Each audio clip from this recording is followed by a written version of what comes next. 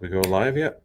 What is up? Oh my gosh, it is the all Star Wars episode of the live stream lounge. We are hanging out with Scott Jones, Star Wars artist, and also all the things.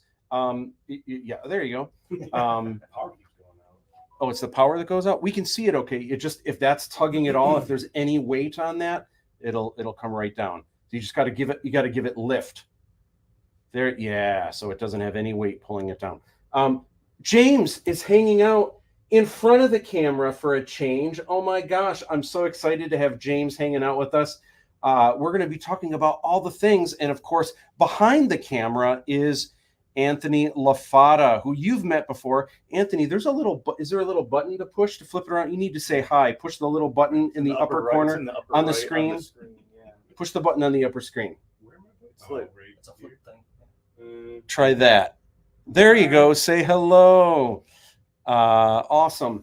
So all of us are Star Wars fans. All of us, we have so much to chat about. Yesterday was Star Wars Day. There's a bunch of days leading up, there's 7 days of what's Star Wars month, really. Yes. Because there's so many. George Lucas's birthday, so many of the actors, so many of the Star Wars films were released in May, so many of the Star Wars celebrations, but in particular, there are 7 days starting with, well, there's the 501st day for the 501st Legion of Stormtroopers, and then we have, there's 7 days starting with May the 4th be with you. You didn't know there was 7 days, did you? We're going to talk about them today. I think a lot of them are hysterical. So much to talk about. We're going to play Star Wars Unlimited, but first, we drink and we're going to have a drink and hang out, make a toast to the week before and a look to the week ahead. Here we weren't go. able to go to space dive, Matt. Oh my gosh, and I think they're doing that again next weekend. Oh, okay. I think so. I thought so. Another chance. So we're going to get some ice. Anyone afraid of ice? Anyone not into ice? Some people aren't. Some people don't like stuff cold. They just like the lukewarm. See what I did there? Unless you're Scotty Bowman and you like to chew crushed ice. Oh. I chew crushed ice sometimes. They say you're... What do they say about that again? You chew ice? I do it all the time. I like those little clips. Sonic? Sonic, there you go. Yeah. You can just buy bags of the Sonic ice, too. Jenna does that all the time for her freezer. You can buy bags of it? Really? And Sonic must be onto something if people go out of their way to buy Sonic ice. Okay, so we're making my traditional candy bar drink, but some of them, some people like a little bit of coffee. Some people don't like coffee. Some people don't like staying up all night. So it's to show that off for the marriage. It's a yes 2024 for me. Yeah, this is from the bachelor party, and then I'm giving the good life to Luke Skywalker. Coffee though? I don't. Oh yeah, you don't do coffee? Yep. James, you do coffee, right? Anthony, coffee in yours? Sure. A little bit of Kirkland. And from here, you know what I forgot to do? Casey was actually at Meijer earlier, and I forgot to tell her to go get blue milk. Oh. So and especially with you here. I was looking for it. I couldn't find it. Do we not have any of that? Blue milk? No, that blue, what is it called? Nicaragua? Yeah. You just throw that in there. To the milk. Tastes like Fruit Loops. Yeah. To the milk. All right, so this is Ryan's liqueur. Good old Irish cream.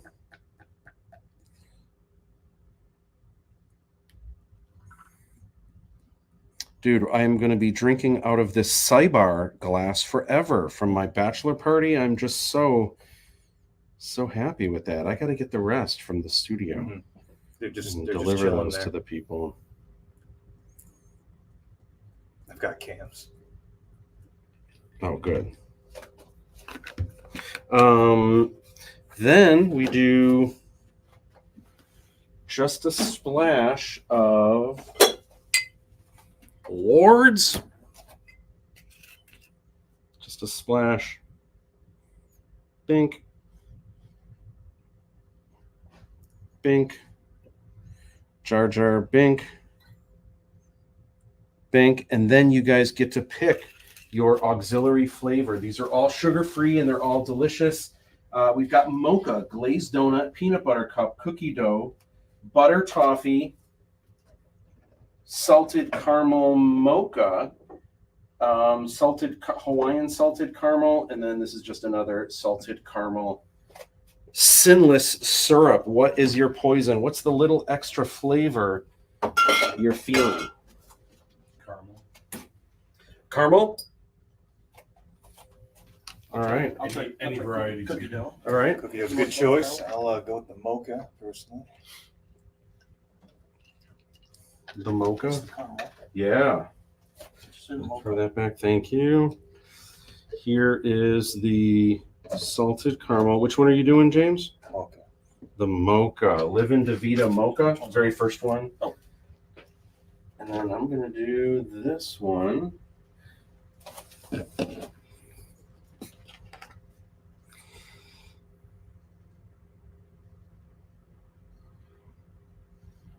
Star Wars. Oh my gosh. This is so fun. I've never done, thank you. I've never done an all Star Wars episode. Which is interesting coming from you because we've been doing this for over a year now. I know. I would have figured it. Most of them would have been Star Wars. I think last year at this time, we were like the first swag box was about to come out, we're and busy with Aladdin. yeah, there was just a lot of Aladdin stuff going on. And I think the only thing I had, there was actually some Star Wars work that I did last year, but the only thing that came out last year, I think, was the coin or something that the Mayhew- Chewbacca, yeah. Yeah. That might have been it. And then she released that video, Peter Mayhew's wife, for Aladdin, her support of Aladdin, and then she passed away shortly after that. Just like, oh my gosh.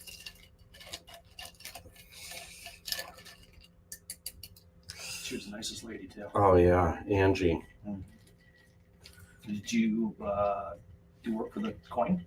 I did the artwork for one of the coins. Okay. I did the artwork, and I think it was might have been a 10th anniversary of their foundation or something like that. I did one of them, and then Sunio Sanda from Japan, I think, did the other one. All right. Cheers, gang. This is you. This is you. This is Luke. All right, my friends. May the 4th be with you. Boom, boom, boom, boom, boom. Oh my gosh, awesome. We have an awesome show for you guys tonight. Cannot wait. Let's get the party started, and then we will jump right to your comments.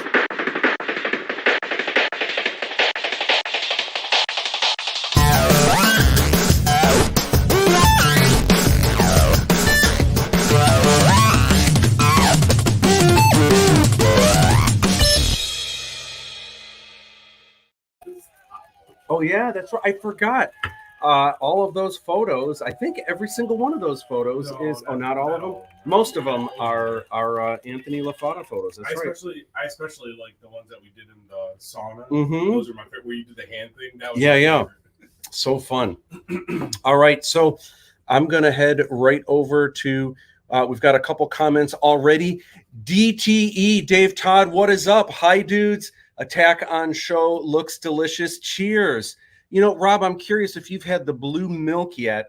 If so, we need you to weigh in and tell us what the scoop is on the blue milk. I'm Is it curious. actually like blue milk they released for? Yeah, Yeah, it's yeah. Star Wars milk. It's Buy a in. half gallon. It's jugs. Huh. It's blue. It says Star Wars on it. It's Star Wars blue milk. I've heard it's got like a little vanilla flavor to it. Mm-hmm. I like, if you go to Disneyland, I do like the blue milk, like slushy that they have.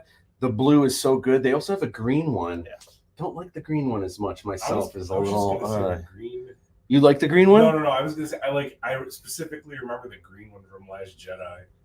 Yeah. Oh yeah, and I'm like, Wow. no, I wouldn't be down for that. That's what's Yeah, encompassing. That's where it came from. Oh. Speaking of Last Jedi, hold on one second here. All right, so whoops, these are boop boop boop boop boop. So you're watching the live stream lounge, of course. Our special guest, we have two of them today, and one of them is Mr. Scott Jones, who is hanging out with us, and he has this awesome costume for the Elder Luke, and this is in the rain and stuff. And don't you have like the cool? Do you have the backpack and all that? Oh, it's over there. Sorry. It's all good, but this just looks amazing, and I love it. And the running joke that you have is, how long did it take you to look like Luke Skywalker? It took me 40 years to look like Luke. That is awesome. So cool. I'm curious. I want to know a couple things. I want to know how did you make this costume? First of all. Well, normally I make most of my costumes. I actually had a company make this. Okay. Now, do you sew and stuff? Oh, I do. Really? Yeah, I made. Where were you when we were making Aladdin 34/7? And I know, we had right? great people on, but I mean, we were at the mercy of just having a couple. Yeah, we could have used some more hands. That's awesome. Yeah, I made most of my costumes. So. Yeah. But I was pleasantly surprised at the quality and stuff this one was. So. Yeah. Can you imagine the added bonus of having Scott just as a featured somehow background extra where people are doing the double take? Mark Hamill in the back of the Yeah, I know, 34/7, right? Have him next to some pieces. So I got a funny story about that. And so one of the Motor City Comic Cons, 501st booth was, they had a couple guests right next to it. Well, they left early on Sunday. So I went around and I sat at the table. Uh-huh. These couple girls were walking by and they're like, how much for a picture and autograph? And I Oh went, my gosh. you know? Yeah. It's so funny. Yeah, Yeah, you could have made some extra bones. So talk about, you've got some cards here showing some of the different costumes. Tell us about some of these and what they are, and talk about. I know some people know what the 501st Legion is and stuff, but talk about some of that. The Rebel Legion, what are they? What do they do? Yep. How are you involved? So I've been in the 501st and the Rebel Legion, I think 16 years now. Wow. I started with a Stormtrooper outfit, which is really cool, but it's not comfortable. And You can't really sit down in those, can you? Yeah, we've got one guy that could probably do it. Yeah. I got an X-Wing pilot. I did an Obi-Wan original, like from the earlier movies. Yeah. And then Now, when you say earlier movies, do Well, you mean like- the prequels or you mean the prequels. classic? The prequels, I'm Just sorry. depending. yeah. Earlier means something different. I do for fun. There's a Lego Boba Fett. That is Oh, no so way. cool. He's all made out of different kinds of foam. That is epic. You have to hold that up. That is so cool. So it's a lot of fun. But if it's warm outside, it's like wearing a couch. It's all foam. It's It's really like hot. wearing a couch. That is epic. So that's cool. And then this is the last one I finished. That's an episode 3 clone pilot. I'm the first in the Legion to make that costume. But it took me 7 years to do. Ooh. Because I didn't stick to it. Basically because there's nobody makes parts for it. I was the first guy to do it. Yeah. So like the vacuform chest and back armor, I had to make a buck, and I took it to a friend that did vacuforming, and he did that, and I had to make all the parts. Now, you were telling me something interesting about this costume because is it the 501st Legion or is it the Rebel Legion? Yeah. So supposedly I can get credit for trooping on both sides because this character at the beginning of the movie was the Old Republic, and he was a good guy. Halfway through, Order 66 came, he became a bad guy. So I get credit for both sides. Yeah. They issue credits every Well, time you suit up. We've got a list of the they call them troops of the events that we've done, Okay. Yeah. and I feel bad. Was I the first? I may not have been the first artist. I think Dave Dorman was the first artist that was an honorary member. And I was the second, but I was the first honorary member of any honorary member. There were a lot of people before me, obviously George Lucas, Gwen Stefani, Weird Al, but I was the very first honorary member to actually have my armor, which is kind of cool. The cool thing about that too is I was one of the guys that gave you the honorary membership. Really? Okay, with Jay Shimko and stuff back Yeah. in the day? Oh my gosh, that's so Wow. cool. Yeah. Yeah, so wild. I feel bad though because it like, oh my gosh, I have such a big place in my heart for the 501st and like all the charity work that they do and everything. It's so important to me. I'm so proud to be a member. I'm so proud to have the armor and stuff. But I feel bad because I think there was maybe a little bit of an expectation that I would be at more of the parades and that it shows I would suit up, but like it shows I'm like, it costs so much money to be an exhibitor and get the booth that like I have to be working the table. I can't really take a couple hours to go. I want to. I've always wanted to dress up, have the helmet on and walk by my booth and just see what people really think of my art. So I can hear if people walk by and they're like, Matt Bush thinks he's so cool. His art is crap though, you know, and then maybe put him in jail or something. I don't know. But There's a picture of a girl who wanted to meet Boba Fett at like a celebration or some Star Wars convention. Yeah. So she's real tiny. She kneels down. Boba Fett takes his helmet off, and she's getting her picture taken, and it's Daniel Radcliffe under it. Oh and, my God. and just the Yeah. picture of her looking, and the caption was, "This little girl looks like someone who wanted to take a picture with Boba Fett and absolutely did not get her photo taken with Boba Fett." And Daniel Radcliffe looks like the guy who expected someone more Yeah. of a reaction for someone expecting Boba Fett but getting Daniel Radcliffe. And like, Yeah. Daniel Radcliffe's the only one smiling in this photo. Oh my gosh. That is hysterical. My gosh, that is so funny. So tell me a little bit about the 501st and the Rebel Legion. What are some of the things they do? I know they do parades and children's hospitals and Yeah. stuff. What are some of the things you've done that have been really cool? Well, the way the boards work is they'll put a list for every month what's coming up, and everybody's volunteers, and you pick what you want to do. I've done a bunch of the charity things that, you know, even at the Motor City Comic Con, we've got a bucket out there for Make-A-Wish Foundation. That's awesome. Last year we did really well because we did where you shoot at a trooper. So we had a guy back there and we had Nerf guns, Okay. and I've got this Gatling gun that Ooh. No shoots, and way. it was like, okay, you donate this, you can shoot the little gun, you donate a little more, Yeah. and we made really good money for the Make-A-Wish That's Foundation. amazing. It's really cool. How fun. But yeah, the 501st, their motto is bad guys doing good. Yeah. Oh, that's So, cool. I like that. Yeah, that's awesome. So the 501st is the bad guys, the Rebel Legion are the good guys. Yeah. You've been on stage before. You know? Tell me about that. Okay, I got to do. I've done 4 Weird Al Yankovic shows. Yeah. He's got a Star Wars song, and he brings stormtroopers. He's got a number of Star Wars songs, right? Yeah, He's got it's the Yoda.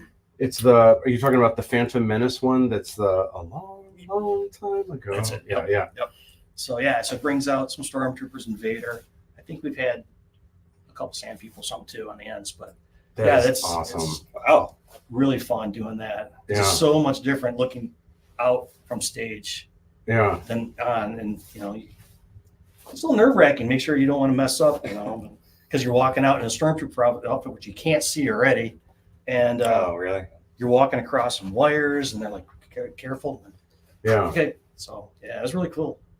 So there's something else I want to know about, and then we're going to get to some comments, but I want to hear about your experience at the premiere in Hollywood for Star Wars Episode 9, the last one, The Rise of Skywalker. Who, what, when, where, why, and how, and I want to hear what happened there. Okay, so the Rebel Legion and 501st, they have a deal with Lucasfilm, and when a premiere comes out, this time for the Rise of Skywalker, they picked one good guy, one bad guy from each state. So I had posted my picture of Luke, not this one. I've got the ceremonial robes. Yeah, this one here. This one here, yep. And I got picked to go. So it was a couple days in LA. Got to go to the red carpet. It was the blue carpet. Yeah. I I meant, yeah, I know. That's how But they it was do amazing because it was inside a tent, but it looked like it was outside, and they had stars. Oh, wow. They had X-Wing fighters in the background. I ended up getting like 16 autographs. So then you go to the show and watch the movie, and then afterwards they had carpeted like the whole street in front of the theaters and tented it. And inside there was costumes, things to do, drinks, food. It was amazing. Mm-hmm. Yeah, really cool. And then Oh. something about Mark Hamill. Okay, so I was right up against the rail, and I had people behind me, and I said, "Hey, you got somebody you want to see? Let me know. I'll let you up." I go, "But if Mark Hamill comes, I've never seen Mark Hamill. I got to meet him." So he's walking, and he's going back and forth across the thing.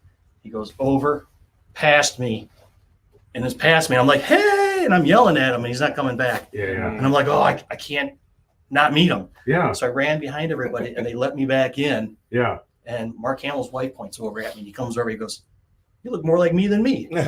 I'm like, "Oh," I said, "It's all downhill from here. It's not getting any better." Oh, that's awesome. Yeah, it's really cool. Yeah. Super cool. It's all downhill from here. Oh my gosh. It's like, where do you go from that? Yeah. Where do you go from there? We've got a couple comments and stuff. So Attack on Show, Rob says, "I went shopping for it, but could not find it." I don't know that I've heard of anyone locally that has found it yet. So I'm curious about that. Rob, also, we need to get you on the show at some point. I've been on your shows, so I need to return the favor so we can talk about all the things. Mark, what is up? Happy May the 4th be with you. Did I see the Darth Vader light display in New York City cast on the Empire State Building? Yes. I don't know if I saw one from like a month ago. That was really, really cool. How awesome it would have been to see that in person. And Mark, we need to have you on at some point too, so we can you can teach me how to do all the new games. JJ Skywalker, yo, what is up? JJ Skywalker, I think there's a thank you video if you haven't seen it, that is on the Aladdin 3477 YouTube channel. Just got back from my second deployment, came back to see Phantom Menace. Awesome. Thank you for your service. And how cool would it be to see that in theaters again? Hope to see Revenge of the Sith soon. Awesome. Love you, Matt. You made me love drawing back at the age of 6. Oh my gosh, with You Can Draw Star Wars. Thank you so much. And thank you for your service and all the things. Actually, since we have this minifig here, I actually have a gift for one of our special guests, and that is Mr. James Polony. And this is something that came with, this is actually made by the company that makes the Aladdin minifigs that you'll see over here. I accidentally sliced through it. I didn't actually open this yet, so it's already open, but I wanted to give this to you as a gift. It's a deluxe Vader with that. You can take the helmet off and all the things, but the catch is you have to put it together right now. Go. Oh, here, and if you can grab the light there so you can see what you're doing and we can see what you're doing. But it's a nice deluxe figure. It looks like it's got all the things. Where's this from? This is from I don't know where these are available here, but it's the same company that makes. It was accidentally put into one of the bags of the Aladdin minifigs. Oh man, you got moves like Vader. Oh, I see. Oh. I see. That's a real fancy one. You got me jealous over here. I'll just go under the. Interesting. Yeah. No, it doesn't. Oh. You just have to. You It doesn't. It probably You got just it stick the the head wrong on. way. Turn it around. Oh. No. Turn it. Oh. Flip it. There you go.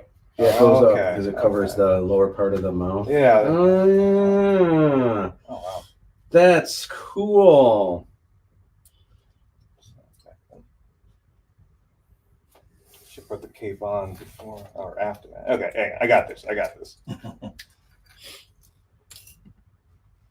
Oh, how awesome! Yeah, this minifig is so cool. So anyway, I could send a poster you made to sign for my barracks room. Oh my gosh, absolutely.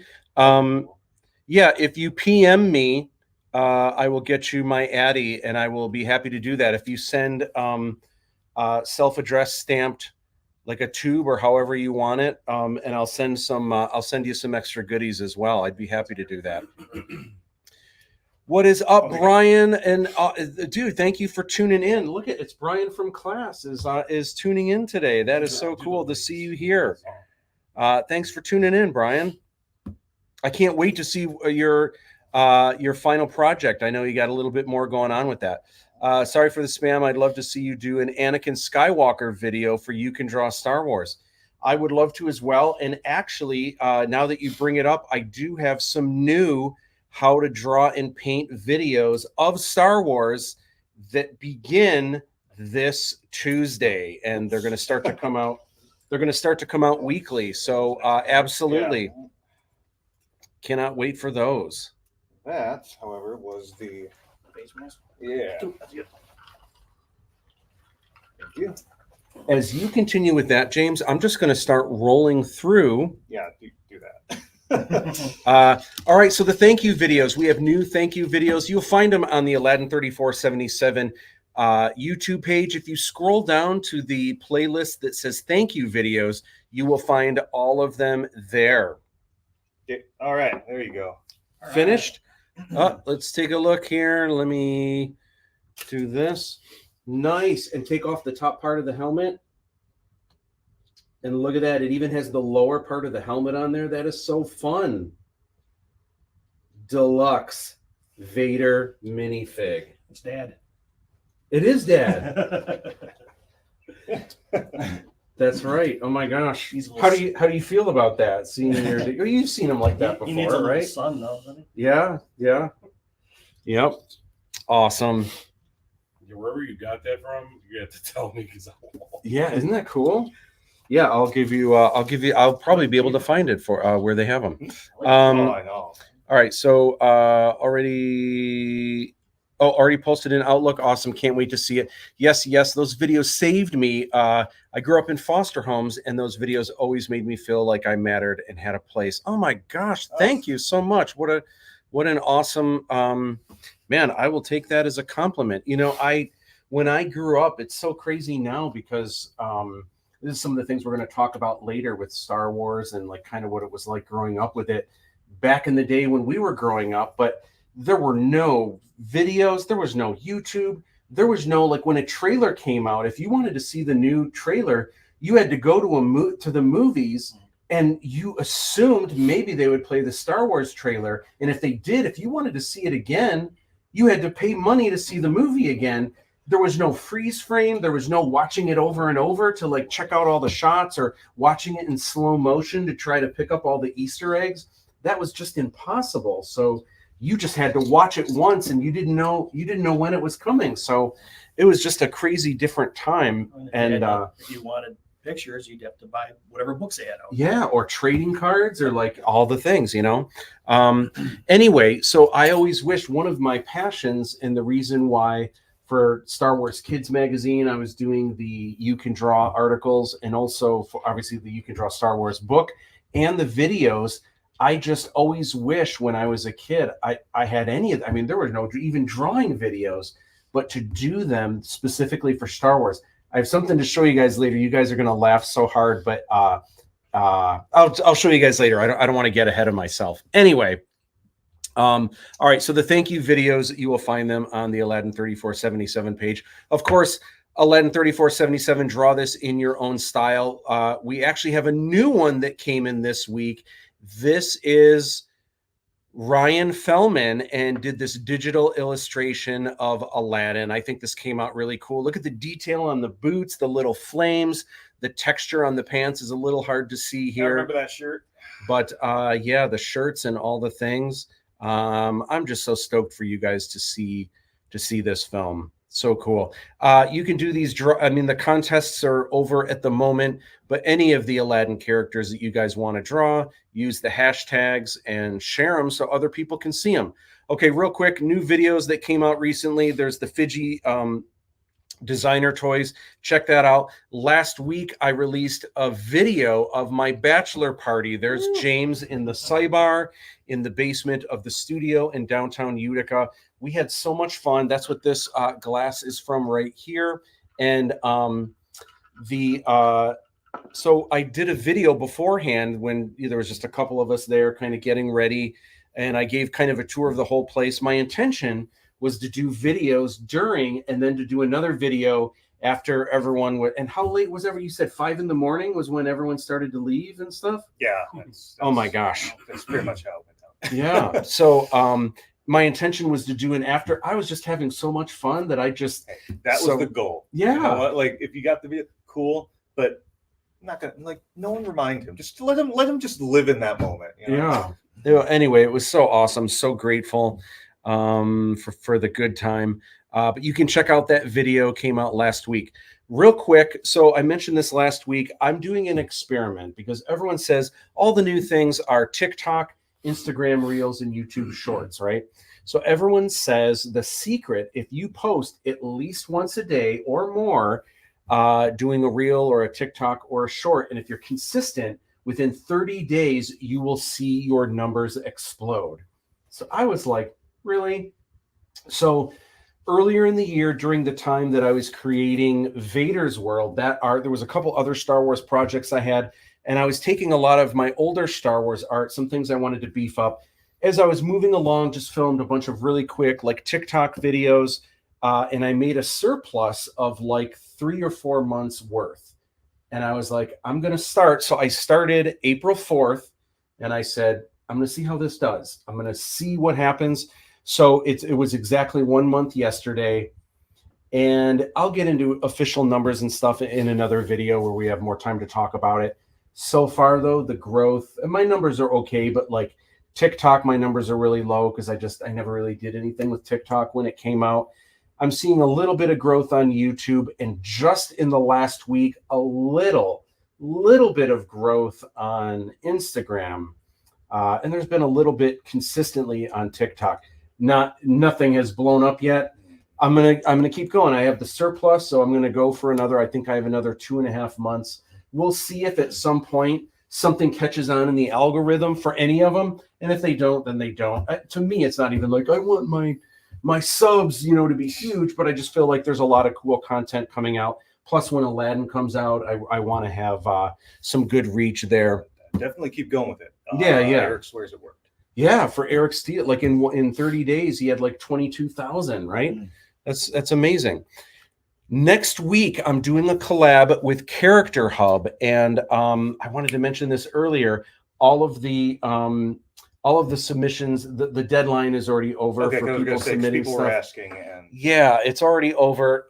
There was a little bit of a miscommunication. I didn't know they had already pulled the trigger. They tagged me, but it's been so crazy busy in the last couple of weeks, I didn't see it. Anyway, the submissions are already over. Next week on the Livestream Lounge, I am going to take 6 designs that people have submitted, and I am going to redraw them. And it's not some of them I chose that I felt like they could be drawn. There's like some tips I can give. Some of them, the characters were just so cool. I want to try drawing them, Anyway, this Character Hub thing is cool. There's a lot of artists kind of doing this contest. So it's still worth getting on there, sharing your character designs. You own everything. They own nothing. It's just a place to go if you're creating characters, a place to share the information, and people can leave comments, and there's cool contests and such. So check it out. There's always cool stuff going on. Character Hub. There's another blank Character Hub as well, not to be confused with that other one.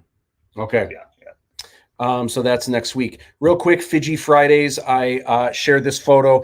I did not have an Aladdin 3477 wedding, but I couldn't resist busting out Fiji's really quick. So that's I think it's an old Barbie bride like accessory, and then I think that's an old Ken bow tie that I was able to get on Fiji, and I just thought it'd be fun to take some photos at the Emerald Theater where Casey and I got married.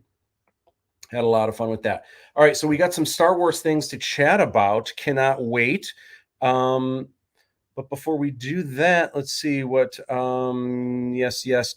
Dave Todd says having less media back then left more to the imagination. Absolutely, Dave. Oh my gosh, I can't even tell you some of the things I was actually thinking about this the other day, where like even things like trading cards. I remember if I had like 75 cents saved from mowing the lawn, I remember I'd go up to 7-Eleven with my friends. And it was like, ooh, I can get a small Slurpee and a pack of Star Wars cards. Or if I don't get the Slurpee, I can get 3 packs of Star Wars cards. How much And are the like, packs? I think they're just 25 cents when they quarter first. back Oh, Yeah. can you imagine? I know. And they Packs even of came. cards They were came with only a stick of gum and a sticker. Oh yeah, I remember. I had a pack of your Indiana Jones cards, and I ate the gum. Oh my I gosh. ate the gum. The book was at my library growing up. And I actually have it all held by tape and glue. I took it to school for years till my senior year. Worked out of it all the time. Oh my gosh, that is so cool. Thank you for sharing that with me. Off topic, is Padme difficult to draw, or is it just me? I'm also going to try to ask her to the Army Ball this year. Wow, that would be really, really cool. You know what? I almost met Natalie Portman once. I was at the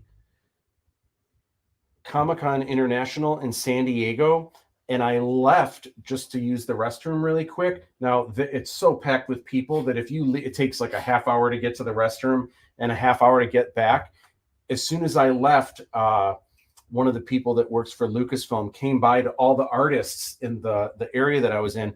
Hey, if you want to meet Natalie Portman, come. So I wasn't there. So I came back and I'm like, where did everyone go? And I'm like, they all come back and they have Polaroids with Natalie. And Natalie is like this, and she's got a leg up and stuff, and I'm like, no, Natalie Portman is great. How did I miss that? I would imagine it would be difficult because how do you properly capture the likeness of an angel? God. Yeah. For drawing Natalie Portman, she has some distinct features, and I think that's the thing you need to focus on. Her nose is very specific. Her eyes are very specific. So there's just some characterization things that help with that. Brian says, I also drew my own Gundam mobile suit. Interesting. Well, I need pics or it didn't happen, Brian.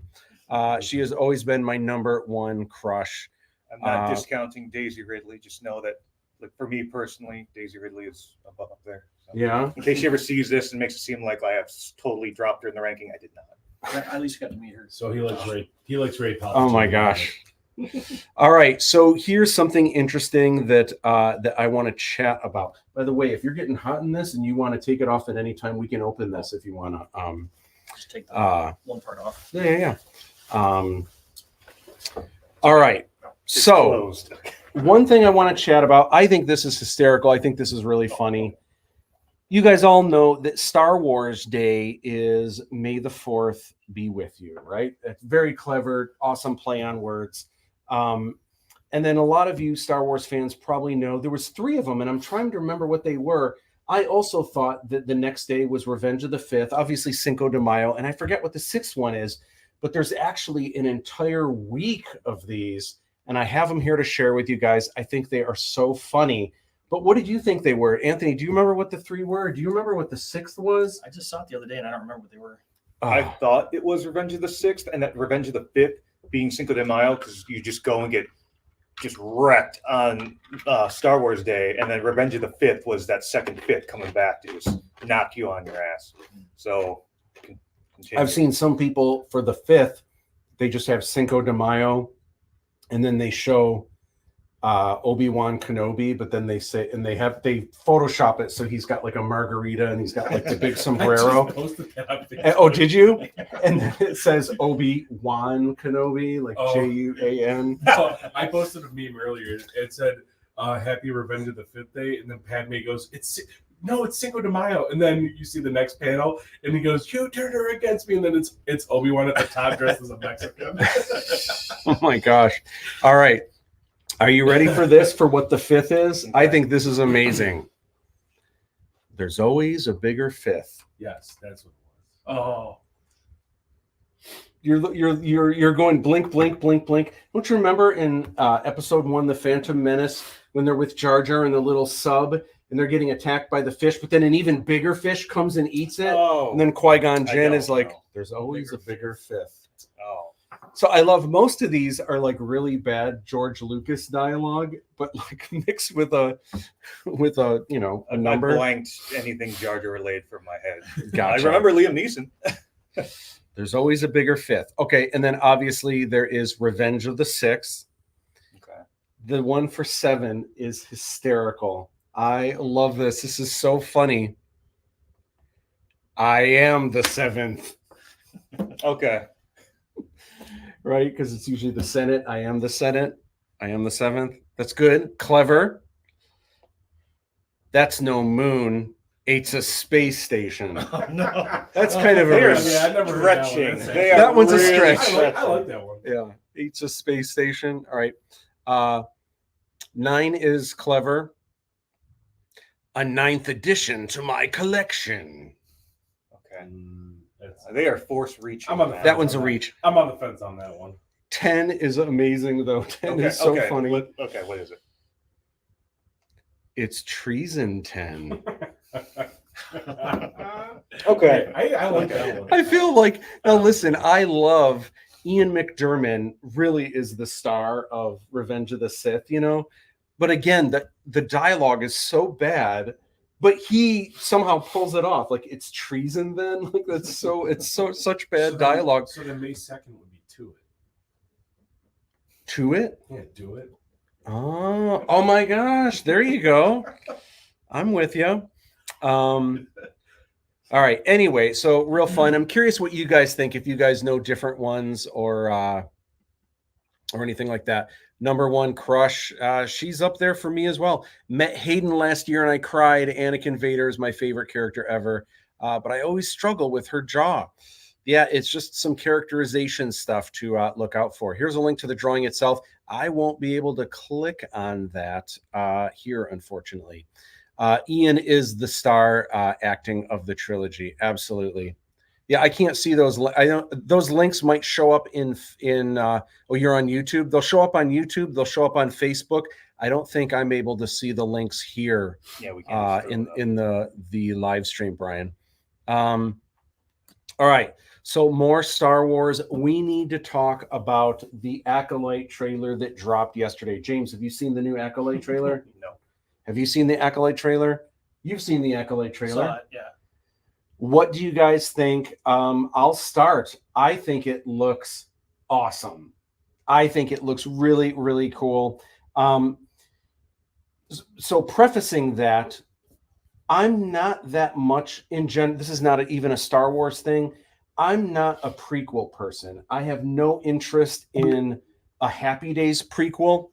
I could care less what the Fonz was like when he was a kid. I just don't.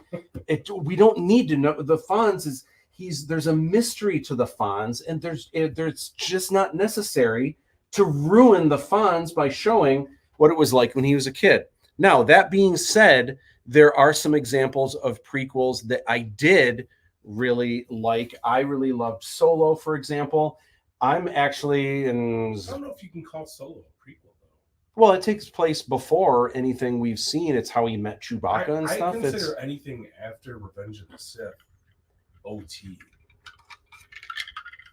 Well, a prequel, by definition, is anytime you have an existing story and now you have a new story that takes place before that. No, but I get that, but I'm saying, like, because everything happening after Revenge of the Sith is Empire, that's how I consider it. Like, it's all OT at that point. Gotcha. So you consider Solo to be part of the original trilogy? Yeah. Gotcha. I mean, you have to Rogue One is like the prime example for that. Like, it takes place within seconds of the fourth one starting.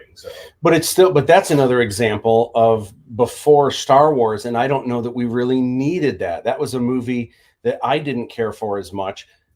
However, I thought I wasn't going to like Andor because it's like, oh my gosh, now it's a prequel of a prequel. But I loved Andor. Andor was incredible. Just the first 10-minute sequence of Andor basically took the entire Book of Boba Fett. Like, Book of Boba Fett walked into the room, tripped and fell on its face, and then everyone's like, all right, let's look on. Andor made the first 10 minutes of Andor made the entire Book of Boba Fett look like that. I forgot his name, but his ship, when he dices through all those other ones and they just swirls around, I'm like, that ship alone is better than pretty much everything that they've done in Star Wars thus far. So anyway, so in general, I'm just not a prequel person. I feel like you need to move things forward, because then there's limitations, and then you're limited by everything that you've seen. In the example of something like Obi-Wan, or in the example of anything that's a prequel, if you know from an existing movie that a character's alive, or even if the character dies, as soon as you show a prequel, if the ship is about to crash, the audience is never going, oh no, what's going to happen? Because they already know, like they're going to be fine, because we already know in the next movie that takes place 20 years from now, they're around. There's Not the journey, Matt, not the destination. I actually think a good example of that is when they used Plo Koon as Mhm. a ploy for the Mandalorian finale, Mm-hmm. and it ended up being Luke. Yeah, They're like, oh, but it's Plo Koon. But like, you saw him crash. yeah, It's yeah. like, it's like you can't really come back from that. Didn't you like Clone Wars? Clone Wars is hit and miss with me.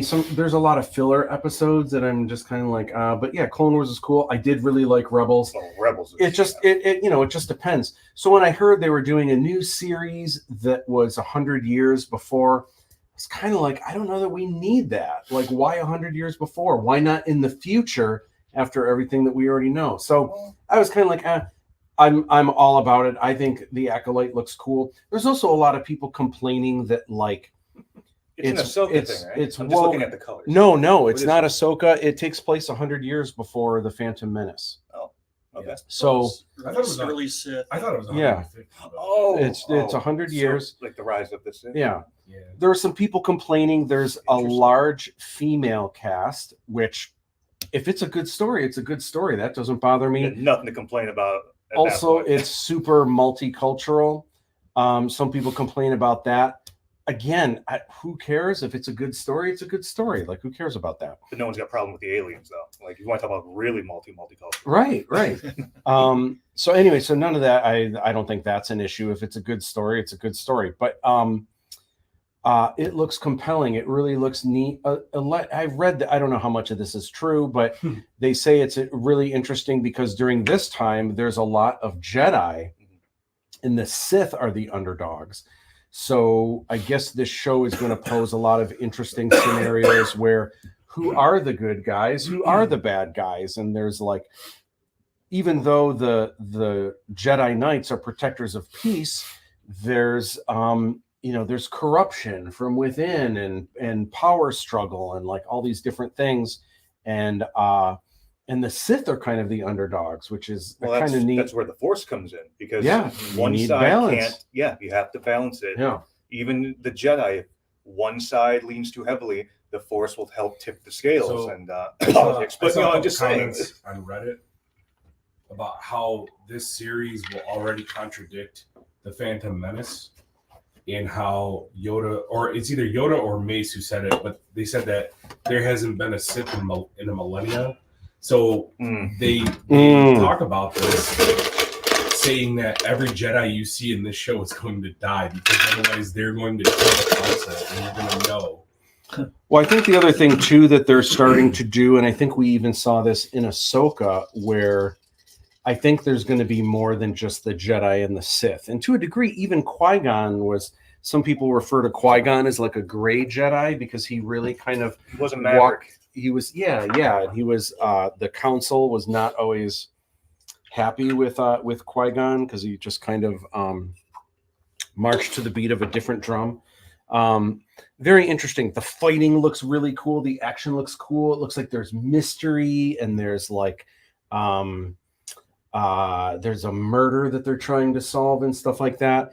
The assumedly Sith character that you see really quick at the end looks really amazing. He's already got a nickname. Well, what is it? Zipper Face. Oh, Zipper Face. Yeah. So I love it too. It looks awesome. It looks creepy. No, but it's just got these. I don't know if it's teeth, but there's just these like okay, going down. It looks wild. It's cool. So I'm gonna wait and judge. I so far I think it looks really cool.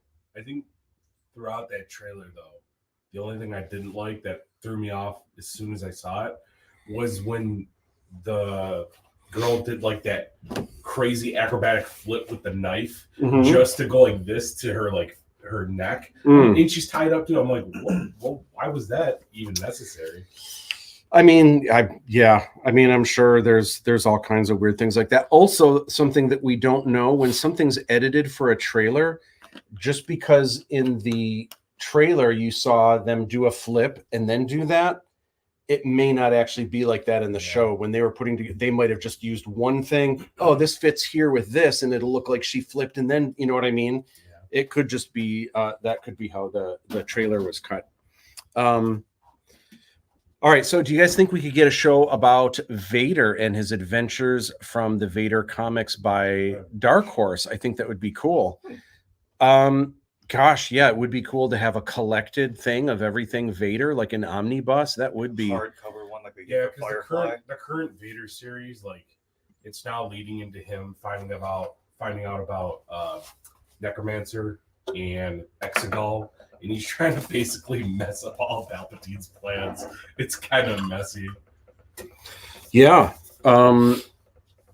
Yeah, there's so many cool things. I had a lot of fun working on a book called Vader, the Ultimate Edition, that had a lot of really cool stories that took place, obviously, between the prequels and the original Gangsta trilogy. Acolyte looks cool, but time will tell. Joe, I agree. How you doing, Joe? I do like that there's a story literally revolving around what looks like Jedi and Sith. There could be some cool history there. I agree. It could be really cool. I'm going to keep an open mind for sure. So far, I think it looks rad. I could see the Acolyte series taking place before Episode 1, The Phantom Menace. It does. It takes place, I don't know about exactly, but it is 100 years prior to Episode 1. Oh, Vader, or Vader is a TV show. Yeah. I mean, absolutely. Like a single season. Yeah, like a mini series. I would prefer they do it just in the Clone Wars style. It's easier to animate everything than have to get everyone on set. I need that book, Matt. I will find it and send it to you. Sign it. Favorite artist. Oh my gosh, thanks. All the better. I learned about in school. Thank you so much. Yeah, you can find them on eBay, I believe. And I did, I think, 13 illustrations. I illustrated a full story, I think, by Karen Travis, I think, was the writer who wrote some of the Star Wars books. And then I did a couple other random illustrations peppered in for that. Okay. So some Star Wars stuff I want to chat about really quick. And we've got more. We're going to look at Scott's art. We are going to play Star Wars Unlimited. So real quick, I wanted to chat about Taylor Swift. And she apparently is not really a Star Wars fan, which makes this fake meme even funnier. Hurtful, but fair. Anyway, well, she in an interview, she was talking about the kind of people that the kind of men that stay home in their parents' basements and play with Star Wars figures or something like that. And so it was like, someone made that meme. No, this has popped up in my feed a bunch of times. There's a bunch of bands. I don't know what CD she was holding originally, but like every has-been band under the sun keeps putting their own covers in there to make it look like Taylor Swift listens to them. It's like you see the celeb holding the shirt. Yeah, whatever on it. They'll have Harrison Ford holding a shirt. That was like something. a relevant thing. I'm like, hey, even if she was throwing shade, I mean, she knows you. Yeah. So Fright Rags has released a new shirt from the Zombie Wars series. Finally, we have the prequels. I'm really digging this because the original trilogy ones, the baseball tees had blue sleeves, and I was like, man, they really need to have red. But now for the prequel, the first of the prequels at least, we finally have blood red sleeves for the baseball tees. Can I just say that Fright Rag as a fabric quality is unlike any other shirt brand I've ever worn. Mm-hmm. I mean, I get Fright Rag, that's their whole aesthetic, but I could just get a whole wardrobe of just that feel. The quality, the feel, everything about them. When they get washed, they don't stretch funny or anything like that. They are the nicest shirts. And I've done some shirts for them as well. I did a Poltergeist shirt. Anyway, so for now they have the regular tee and they have the baseball tee. Also, they have some limited ones here. There's not many left. You can see here the Return from the Grave. That's actually what I'm wearing now under here. It is that is sold out. The Living Dead Strikes Back is on sale. They only have a few left, and I think they only have limited sizes. $12. $12, and they are really nice shirts. By the way, these are not print on demand. They don't make these. They do a regular print run. They make these with really good I don't know what you'd call them, clothing printers. They're Like, not. it's not even necessarily sublimation printing, but it's the tier right below that. I mean, it is crisp. It is really good. They wash really good. They last really good. They fit really good. Absolutely love them. Anyway, they sell out. So if you want to get these, they've got a couple sizes of the Living Dead Strike Back. But if you want the episode 1, I've been going through the comments, and there's a couple people that are saying that it's cool, but it's not zombie enough. It looks like a lot kind of closer to the original poster.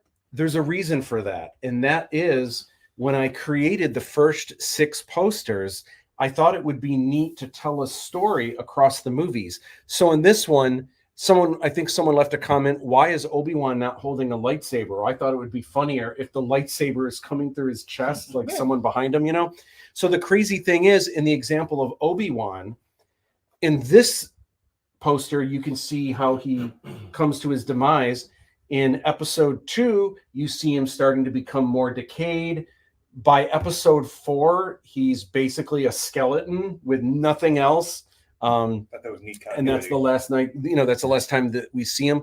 So the neat thing about these posters, when you look at them in order, they tell a story, and each person kind of gets more decrepit as time goes on. So that's kind of the idea. So I realized when you're looking just at the first one, maybe it seems like, man, this could be a little more zombied, or some of the characters like Qui-Gon, where you can see the teeth in, but it's not super, like he's not green or pale or anything yet. It's just, you gotta wait. You gotta go through the whole thing. So have you ever done like a standalone, like a zombie Darth Maul at all? Not a standalone, but I've done lots of Darth Maul images, and I can't remember if I was the first. I may have not been the first, but I was for sure one of the first to officially illustrate Darth Maul without a shirt on. You bad boy, you. I feel like now you got to do the one where he's looking in the camera with his t-shirt on, bent over like this. You know what I'm talking about? No, I haven't. I have not seen that one. Hey, Tom, what's going on? I think it's way, way overdue for a show that doesn't revolve around established characters. Absolutely. And I think that is one of the neat things about the Acolyte, is that it's all new characters, no expectations. And that's the reason why I'm usually not into prequels, is because you already know. I feel like anything you tell early on is either ruining the character, or there's just no sense of urgency, because we already know what their fate is, either down the line what their fate is, or their fate hasn't happened yet. So there's just no sense of urgency. What's your take on Ahsoka then? I liked Ahsoka. For the most part, I liked Ahsoka.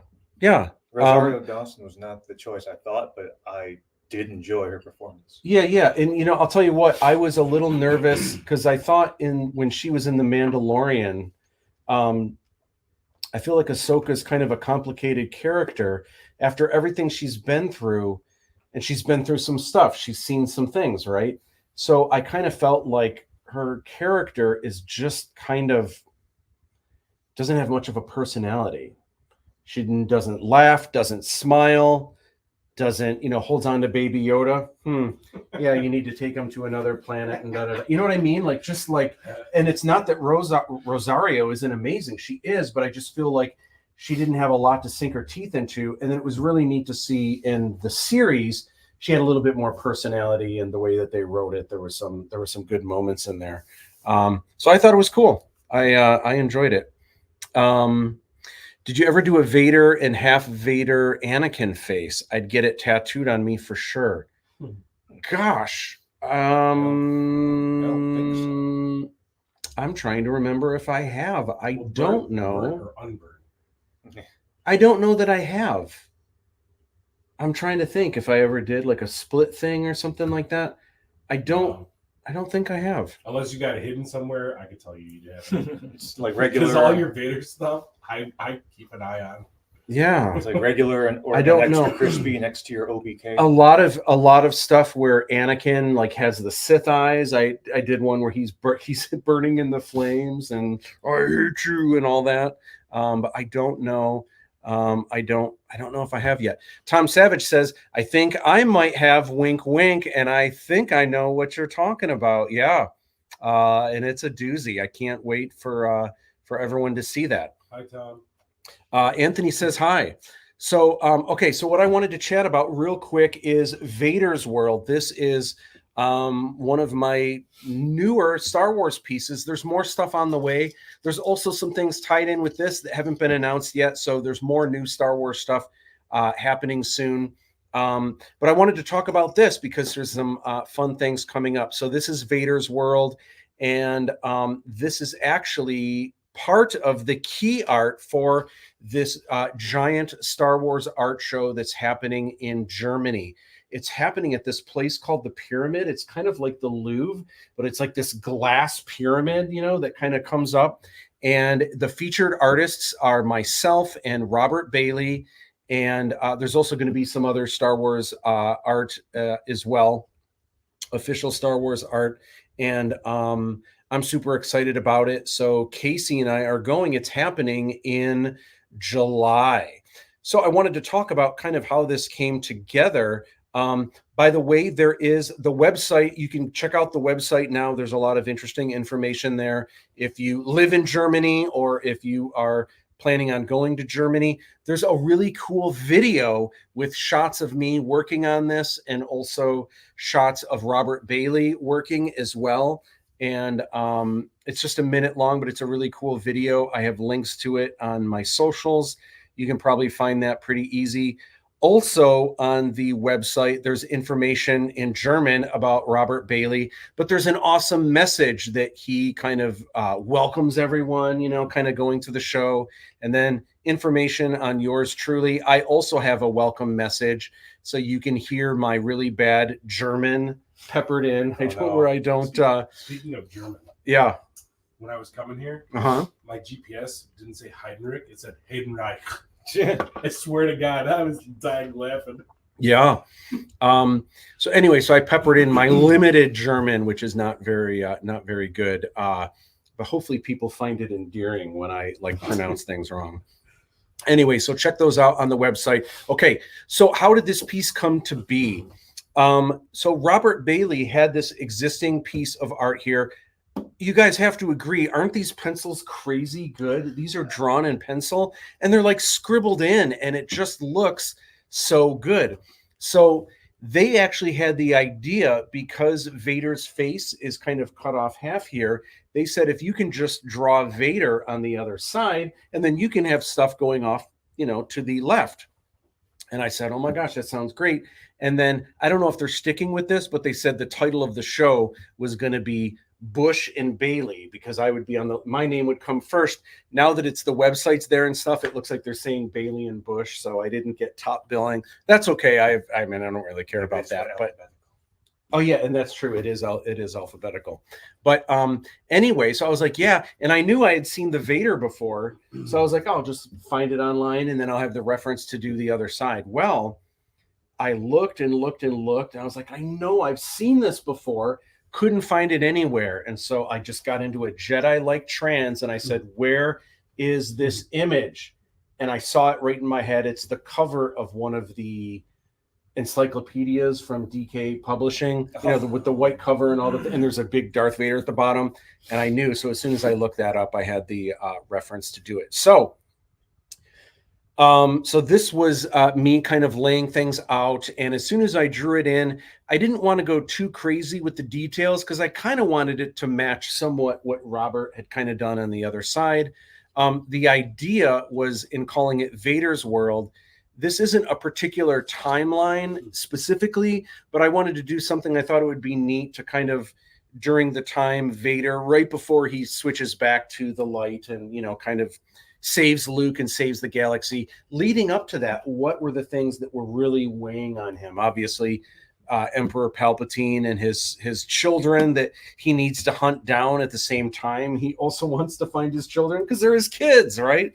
So anyway, kind of a mishmash of that, but it looked a little too empty. And also the way that this was designed, I needed to have Vader. I needed to be able to cut it so it could match Robert Bailey's sketch, but also there's a chance part of it was going to be used for the cover of the program guide. And I thought if I had really cool stuff on the back, if it's split down the middle, it would make a cool back cover. Wasn't really sure how it was going to happen. I knew it was going to be a long marquee though. So there was that. But I felt like this was way too little. So I added in Boba Fett, added in the Death Star, added in a few more ships, a few more TIE fighters. And here's the pencil drawing, the Darkest Darks. So the first thing I do, I get in my Darkest Darks. I kind of get in some of the dark washes. You'll also notice I drew some of the lights here on purpose. I used color pencils rather than drawing with pencil because a lot of times that black pencil gets so dark. If you're doing transparent washes and airbrush on top, you'll see those. So knowing that I wanted Luke and Leia to kind of be faded into the sky, I went that route. So here, starting to add in the colored washes. Here is purple, obviously. Adding in some more pink, some funky colors. And in my head, I kind of saw things going from like these warm colors radiating out. I wanted to have kind of like an intergalactic sunset. And I felt like this looked really cool, but I started second guessing, wait a minute, is this going to work? Is this going to look okay? So what I did, I took the initial drawing that I had and just really quick in Photoshop, I just threw in a gradient kind of the colors I was thinking just to make sure it was still going to read okay and still kind of work just fine. And I feel like it did. I was happy with it. So I was like, okay. So from there, I was able to spray in just some basic airbrush color. The way that I work is very loosey-goosey. There's a lot of overspray. I know some artists are able to get in really fine details and they can airbrush every single little hair. But I feel like when you do that, at least for me and my aesthetic, it just looks a little more 70s, like flea market kind of thing, like where people are writing the name into the hat, on the cat with like the palm trees, and it just starts looking a little. We saw that on the boardwalk. Yeah, just strangely soft. And for some people, it's kind of cool. Like WT was back in for a while apparently, but. Anyway, here is the opaques gone in. So you can see right now, everything's a little too soft. If you look at the lights on the side of the Death Star lights on the side of Boba Fett and the yellow ones on the side of Princess Leia, that was a really conscious thing. You can see before they're painted in, it's just really soft and it's just kind of a mucky muck. So having those edges in really kind of pushes them forward a little bit and kind of gets those details. Anyway, so when the finished art together, here's how it looks connected to Robert Bailey's piece, and had a lot of fun with it. And again, here's kind of the idea if it was used for a front cover, that was kind of, because I feel like you can kind of tell here the composition is a little strange, but the idea is that here is the front cover and here is the back cover, and hopefully it all flows together when you see it all together. That's the idea. All right, real quick, I want to talk about Afterburn the movie, and then I want to, we're going to take a look at Scott's art, and pretty soon we are going to be playing Star Wars Unlimited. Are you guys ready for this? Yeah. I cannot wait. All right, so Afterburn, here's what's going on with this. This is really something I'm super excited about because way back in the day, I illustrated all of the comic book covers for a comic book series called Afterburn. This was created by two gentlemen that I was friends with. The crazy thing, I knew both of these people from different places. Paul Enns worked at Lucasfilm, and he was, I believe, the head content developer for StarWars.com, if I'm not mistaken. Scott Chitwood, I knew originally he worked for a Star Wars fan site called theforce.net, which is still around today. And then he started a website called comingsoon.net, which is a very popular pop culture superhero movie coming soon kind of thing. And they banded forces. They started Red 5 Comics, and they did Afterburn. And they knew back then they were talking about this is going to be a film and all the things. They were some of the nicest people, some of the funnest people that I've worked with. And so I was happy to do the covers. And like, how cool is this? It's like a zombie shark in a flooded Hong Kong. Like, that is so fun. And then they wanted this girl to look like Maggie Q. She's got the ninja stars. And then the main character here was actually based on Josh Holloway. He played Sawyer in Lost. If you guys have ever seen Lost, I right? see it. You can kind of see it more. I mean, there you can see Sawyer. There you can kind of see Sawyer.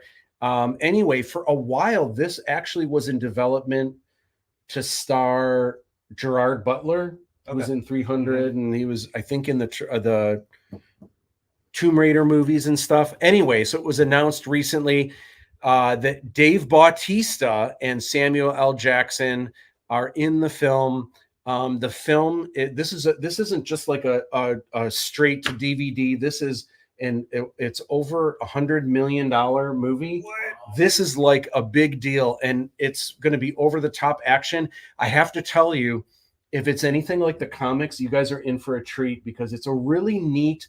It's kind of like Indiana Jones, but it's set in the post-apocalyptic future. I don't want to give too much away. We'll talk about it more as it's kind of going on. Anyway, this isn't just in development. Just this week, they started filming. Oh. And so there's Dave Bautista on set. There he is on set. I don't know if he's in costume or this is him walking in like, hey guys, like, I don't know. And then here's Samuel L. Jackson on set. So real exciting. I have, like, other than the fact that I did the covers, Wayne Nichols is the comic book artist who did all of the interiors. He did all of the character designs. My job, because they knew this was, they had a good feeling that this is something they would pitch for a film. So they wanted me to do the covers, and they wanted me to bring kind of a movie poster aesthetic to the comics. But honestly, I can't take any credit for like any of the designs. They had all the reference for me. They made everything so easy. So I have nothing to do with this other than I was the first cover artist.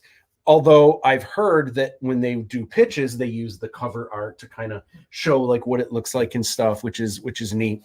But couldn't happen to nicer people in the business, and can't wait. I'll keep you guys updated with what I know and what I hear as it moves along. So that's real exciting. Okay, so we are going to come back to Aladdin 3477. We're going to go through some stuff real quick. But in the meantime, Scott, I wanted you to share. I wanted to talk about some of the art that you brought in so we can talk about Star Wars. This is really cool here. This is a Star Wars logo, and this is just a lot of the different art that you have done. Now, prior, I know you do some acrylic work now, but back then, how did you, like, what was your media of choice that you did for these? So I pretty much did markers and colored pencils. Mm-hmm. I didn't, like you said, I didn't do any painting. That's why I took your class. Yeah. I wanted to expand my palette. They're so good. Are you familiar with Mark Rotz at all? Illustrator Mark Rotz? He does a lot of, if you see his work, you'll know it right away. But I'm really bad with names. he does a lot of the he does some of the rarer posters, like the Australian posters and stuff. But his media is marker and color pencil. Oh, okay. And they look like paintings, but yeah, super, super cool. Star Wars Rebels. Are you a big Rebels fan? I gotta be honest, I've only seen a few episodes. Oh, really? Oh my gosh. I had a friend that this was a commission I did for him for his son. Yeah. So yeah, I definitely got to get back into it. Yeah. Oh, it's so good.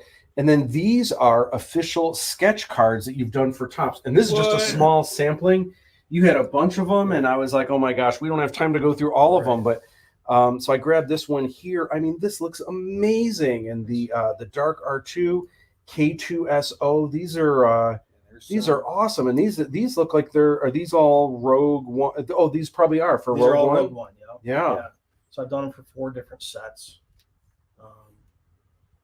So yeah, it's fun, but Now, it's is this a signature card or something? What's the deal with this with the extra space, or is that so you could do a remark or something on there? I think I was gonna put. I think I put a background. It was on Okay. on the planet with the water and the trees Yeah. and stuff. Yeah. Scare. Yeah. So cool. These are awesome. And I always say for artists looking to break in, getting into the sketch cards is a great way to do it, because there are some opportunities, for example, being in the art show for Celebration, they only take artists that have worked, you have to previously have worked for one of the licensees. So that means sketch card artists could potentially get into the art show. There are a number of opportunities where until you get that foot in the door, it's really hard to get in. So this is a great way to do it. But these are just awesome. The time and care that you put into all of these. I mean, people got to be super happy when they get one of these randomly in Yeah, their I hope pack. so. Have you ever been contacted by people that are like, I have one of your cards and oh my gosh, Yep. it's so cool. Yeah, on Facebook, yeah. Like, hey, I got one of your cards. It's great. Love it. Yeah. So it's hard to because when you do sketch cards, as an artist, you get to keep so many of the cards, Hmm. and sometimes it's hard to figure out which ones I want to keep. I've heard they're not doing that anymore. Yeah, I've heard they're paying a little bit more, but you don't get to keep any of them. right. But the return cards is usually where the guys make their money, because you get it back and you can sell it at a show, eBay sell it on or whatever, yeah. So that's where you get your money. Awesome. Oh, look at that. Tell me about this amazing. Is this on Artigan paper or is this just on white This paper? was just on Bristol. Oh my gosh! And Wow. is it just pencil? Just Is it pencil. color pencil or is it? It was just regular pencil. Oh my gosh! It's amazing. So that was actually from a photo shoot that the 501st did at the Detroit Public Library. So Wow. it's actually a buddy of mine. So when you're drawing something like this, there's such good contrast. In Photoshop, are you playing with the levels just to make the darks a little bit darker and the highlights, or not really? Not much. Yeah. Yeah. Sometimes it's a little washed out when I first, because I have a tendency to draw a little light, Mm-hmm. and sometimes I do. I'll bump it up, but yeah. And then it's funny because when I do draw stuff, even like you were talking about in your class, you see the objects and you draw the objects. Mm-hmm. So like when I was doing the leather down in here, I'm drawing all these little areas, and then you're like, oh, what am I drawing? And then you look like this, and you're like, Yeah. wow, it looks like leather. Yeah. That's pretty cool. Yep. So yeah, it's just you learn tricks and stuff. So cool. So I couldn't. You do all kinds of art for all kinds of things. You have to tell me about Oh, this because look at I love this. This is so rad. Look at the reflections in there and everything. So this was from your class. This was our second painted project. This was with the reflective objects. Mm-hmm. So this is the second acrylic painting I've ever done, Yeah. and I was even super happy with it. I love the green smoke coming in. I love even the pavement that you see reflecting into the bumper. Look at the reflections there. You can see the reflection of the red reflecting into the bumper. All of that. That is just nuts. I think I love it so much. I think I'm going to try and do like a series. I know a guy that's got a Back to the Future car. Okay. Got to do that. That'd be cool. A Batmobile and everything. Yeah. Yeah. Runs the It's not cars. Mel, Love is it? that. No, it's not Oh. Mel. Yeah, Mel's got a lot of cars. I'm sure I could get some photos from there too. Wow. I've got some. And then this is the Artigan technique with black and white colored pencils. This looks amazing. I mean, that is not just Harrison Ford. That's Harrison Ford now. That looks so cool. Yeah, that was a lot of fun too. And drawing with colored pencils, I kind of knew, but the techniques and stuff. But I never did the just art again with black and white. Yeah, playing them off each other like that. Yeah, Yeah. it looks so good, so nice. My inside there, but yeah. And then I didn't have any color. I didn't have any color on this side. You suggested putting the black on the Mhm. one side. And it Yeah, just Darks pops. against the light and lights Yeah. against the dark. Yeah, Super yeah, that looks so cool. Wild. Try to get it with that. There we go. Yeah, a lot of fun. Awesome. Wow, so cool. Do you know what your next show is?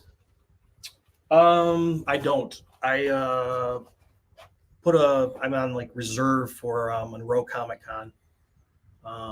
That was already sold out. But I hadn't gotten anything else yet. The crazy thing was we talked, and I do these Comic Cons, and sometimes they're hit or miss. I did a craft show and did great. Where at? It was actually my daughter's and American Heritage Girls. Oh. So it was at a church, and it was a craft show, and I did better than some of the Comic Cons. It was crazy, but I guess at a craft show you don't have As many to compete with. exactly. Yeah. You're probably like the Star Wars guy. exactly Yeah. pop culture, whatever. Especially if you dress up. Yeah, I think I did. And actually, I built a full size Lost in Space robot. I brought that along too. Oh my okay, gosh, well, there so you go. cool. It lights up and talks. Premise Land, what is up, Ted? And everyone should be following the Premise Land. Hi, everybody. La la la la la la la. Vader's World. It looks awesome. Thank you, Brian.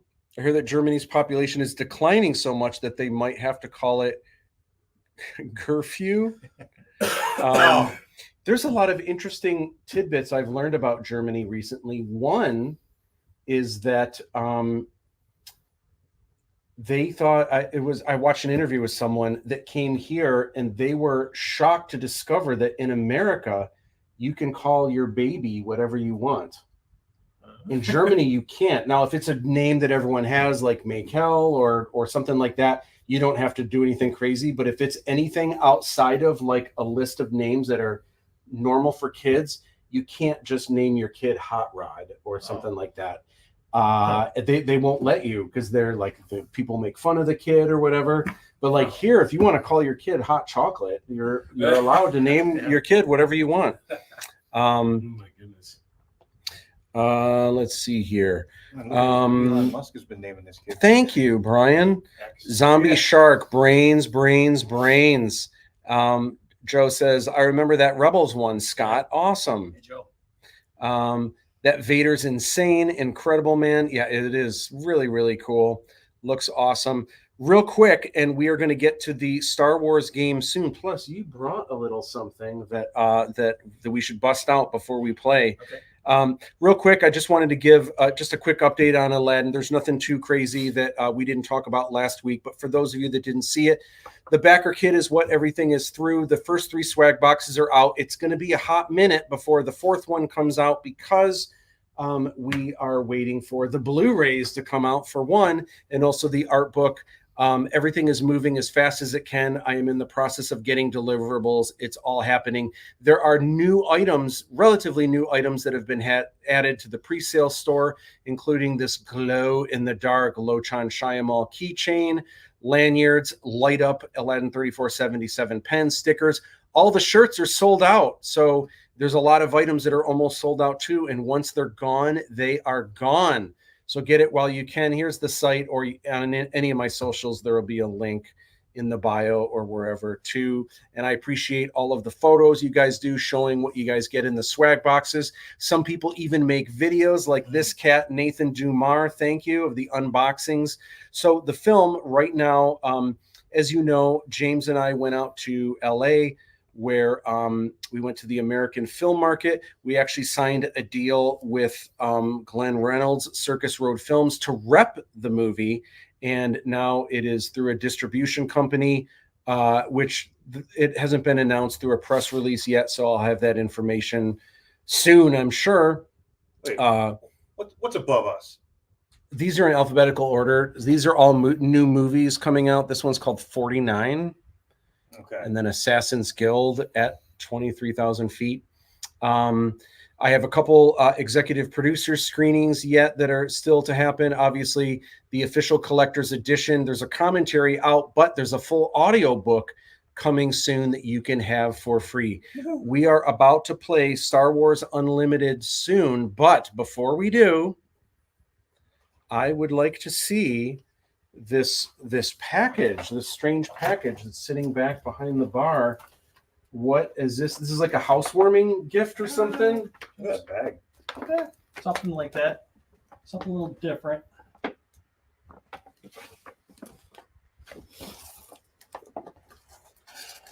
all the way from Coruscant. What? Whoa. Oh my gosh. So this is like the bottle that Grief gave Mando. Wow. Dude, look at that.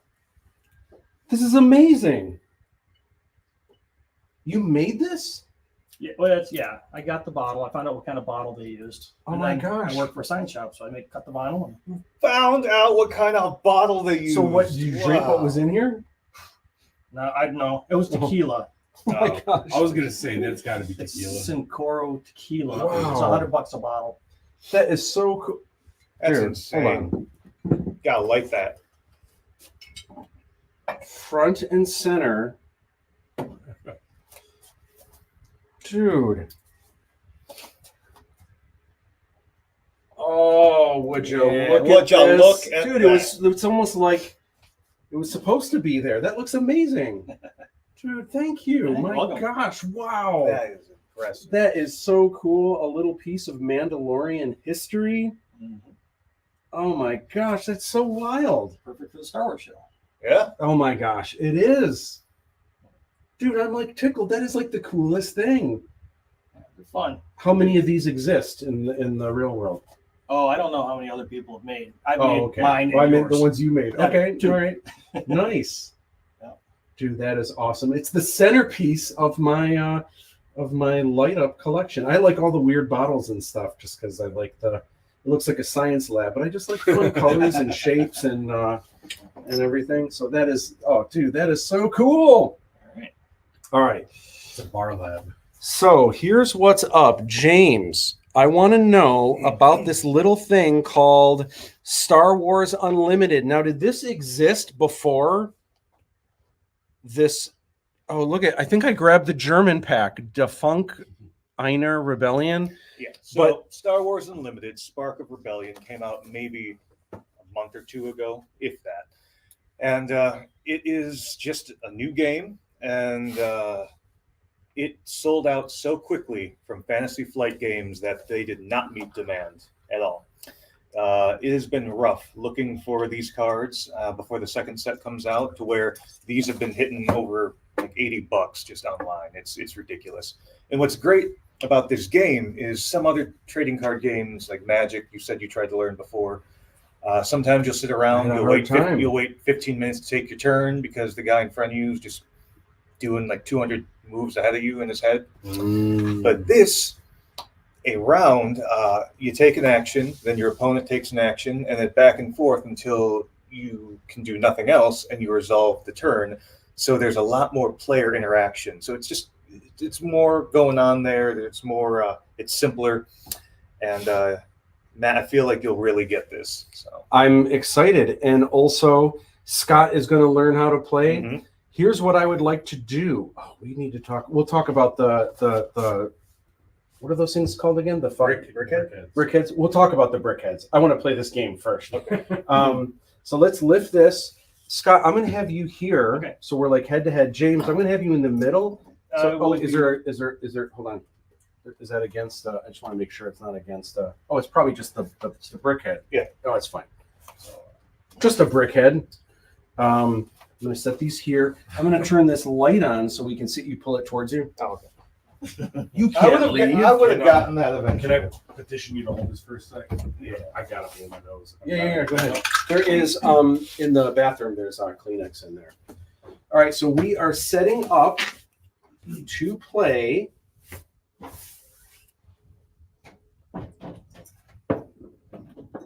Star Wars Unlimited. I can't wait to see how this is going to go. And James, you have like boxes of stuff. Oh, I do. Is there- There's no way it's going to fit all on this bar here, but for We what you can- guys are oh. doing, you'll only need the mats that will come in here, and then you'll get all the play zones, so you'll know Aren't- exactly where they're. Aren't you going to play with us? And we're going to try I to do can- the 3-player thing. Or...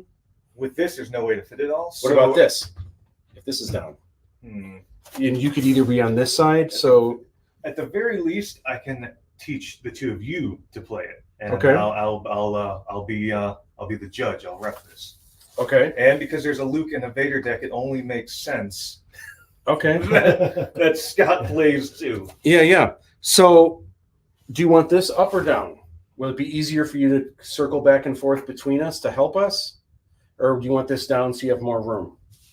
I think as long as you just shuffle that over there, this should be fine. So open this up? Yeah. Okay. Do you need more drink? Yes, you do. You want something else in it instead? Like a Werner's, or do you want me to put something else in it? Werner's and Jack or something? No, I'll go with that peanut butter cup. Peanut butter cup? All right. How about you? How are you doing? I'm still working on it. Still working on it? You don't chug it like Luke chugs the No. green milk? Nope.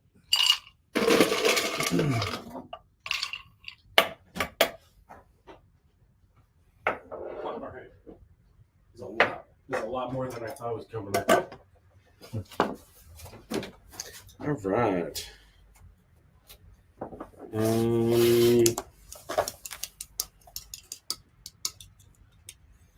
All right. So James, tear it open. Walk us through what is going on.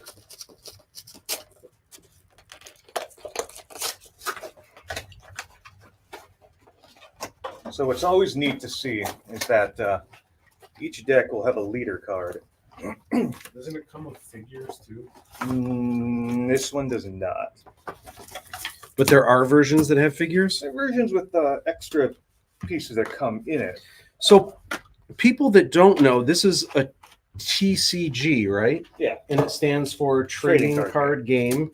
So people can, there's like a base set, but then people can also get expansion packs, right? Yeah. And the expansion packs always have different cards, so you don't know what you're going to get, right? So you have to keep buying more, right? Exactly. And they come, and the starter comes with these posters. Nice. Luke and Vader.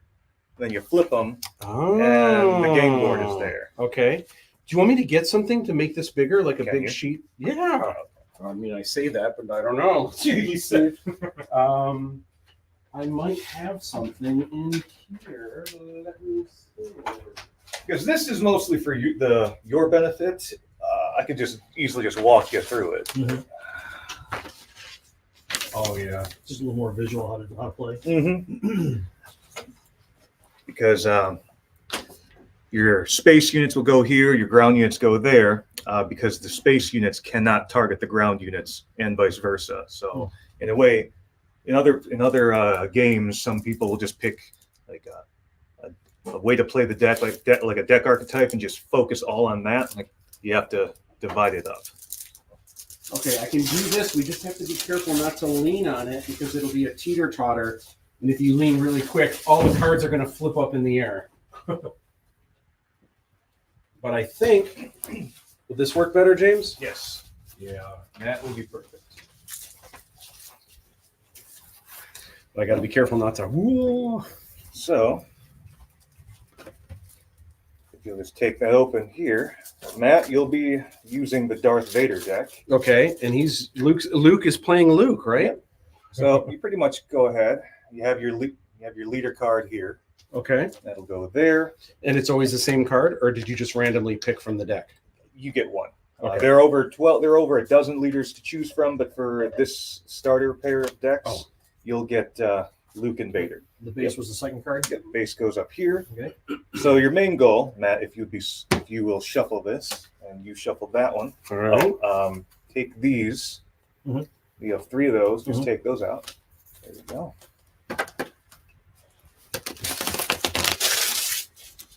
Star Wars, nothing but Star Wars. I've got my glasses on so I can read all of the fine print really, really good. So your goal here is to reduce your opponent's base to 0. And they typically start at 30. There are a couple that start at 25, but that's not even what we need to do here. James, you sound like you've taught this before. I have. Okay. I think people need to know you actually you run tournaments at a shop, right? Yep, and I do possess the Judge Foil exclusive versions of these 2 cards. So The what? they're exclusive foil versions that have a gold stamp judge on there and like this really neat halo foiling. Fancy card. Got the promos. So, okay. So as So long where as do we, everything, as so long where as do we everyone's put shuffled our up, shuffled deck? Does it go in? Oh, the deck right here, right? Deck goes right Where it says deck? deck. All right. And you know what? If you'll excuse me momentarily, I'm gonna grab. I'm gonna mix up James' drink right here. I'm really excited, but this looks really cool. It's all organized in like sections and stuff. And were you saying there are versions of this where there's like little figures that you can move around or something? Not figures, but there are Like little statues? there are like add-ons to the game itself. There's one where there are premium tokens, like plastic, like acrylic tokens, with the font, with the digital letter that go with the game itself. And one of the guys who plays Lorcana at the shop, his name's Rob. He 3D prints. He made an insert that fit every single token, and it slides right into the deck box that Game Genic actually made. So it's now, Scott, if you will roll, high roll will go and he'll get the initiative. So that's a 6, Matt. What up, Ted? Glad you're still with us. Be right back. All good, my friend. Okay. So I have to roll 2 to see who gets higher. Yep, Look at how cute these little dice are. They should have had the Millennium Falcon dice. Just saying. What is Right, up? so That means I'm 9. first, right? Yep. All So, right. Here we go. At the beginning here, each of you will draw 6 cards. Do we show them to each other? Or No. we? Okay. Just off the top of it, right? Just off the top. I like the artwork. 2. You're supposed to look at them? Yeah. Oh yeah, you look at them. So let's see what you got here. The general idea is in the upper left, the yellow number, you'll see that's Has a number. that's the cost of the card itself to play. So in Okay. your opening hand, you'll generally want 1 or 2 cost cards. Now, before you start, in that hand of 6, you choose up to 2 to place face down in your resources, because every turn you'll be able to place an additional resource, because that's how you pay the cost to play your cards. So let's just take a look over here. For those of Scott's you hand here. watching, I need help with some Vader one-liners. So So, every time like when you play Scott 2 gets down me, here, I need to be you'll able to be able say to things pay 1 like to play that. impressive. So, Most so you impressive. choose up to 2 in this. I hand need help here. with the one-liners. Give me some feedback. Give me some like comments these on 2 funny that's- quips I those- can those are say, turns like away, when so you could oh, safely I can take say when I 2 4s or Yeah. when I 4 and make a 5. big attack Play that against piece. Scott, I can say all too easy. Because the more resources you Help me have out. as the game goes on, the more cards you'll get to play. Okay. So Matt, All right. you choose up to 2 to Okay. lay face down. Now, for example, this one, Is it low, so I should do that. no, right? that one you get to play. Oh. This one, Now you will That's experience turns the away. full Now, power how do you know of which ones you Sith. get to play and which ones you don't get to play? because the number up there is the cost. So if you were to have 4 resources in play, Mhm. you could pay 2 to play that one.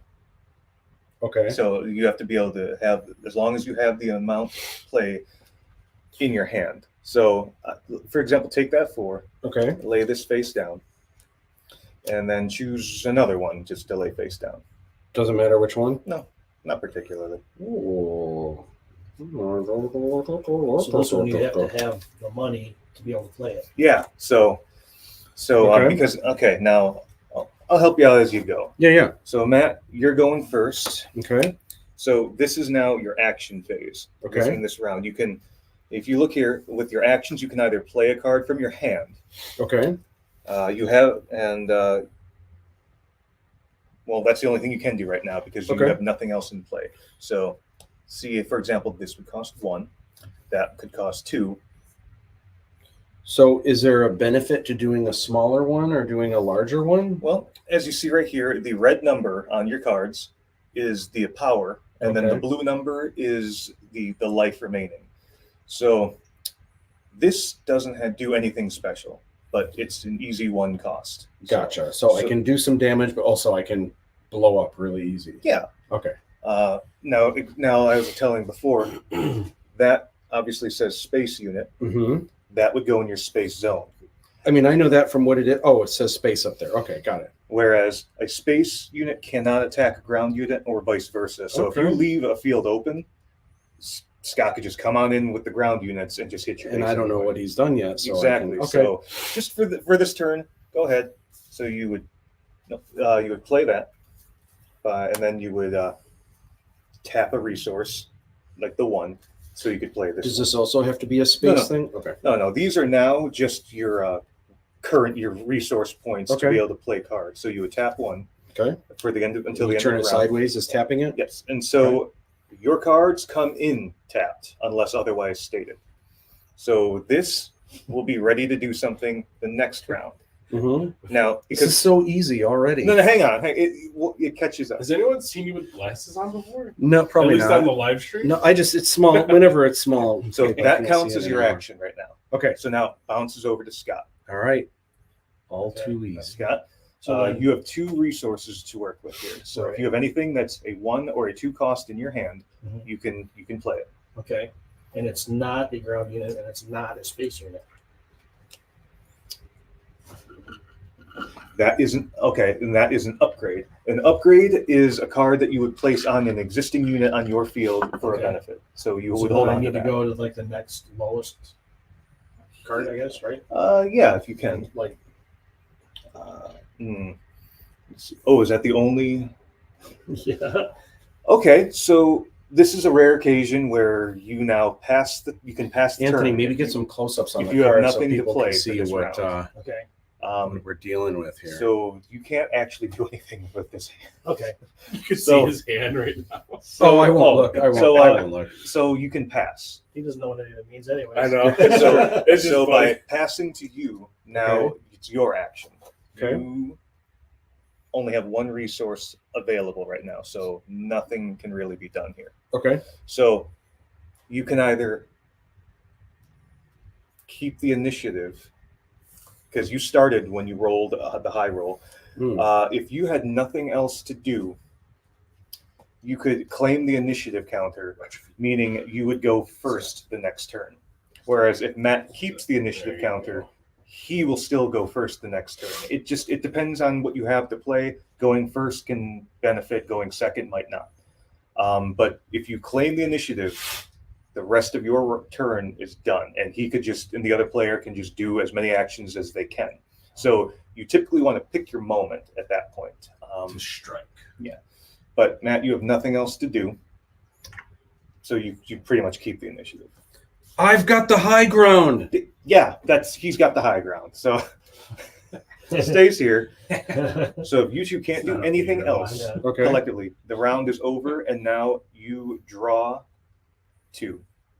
Okay. Okay, draw 2.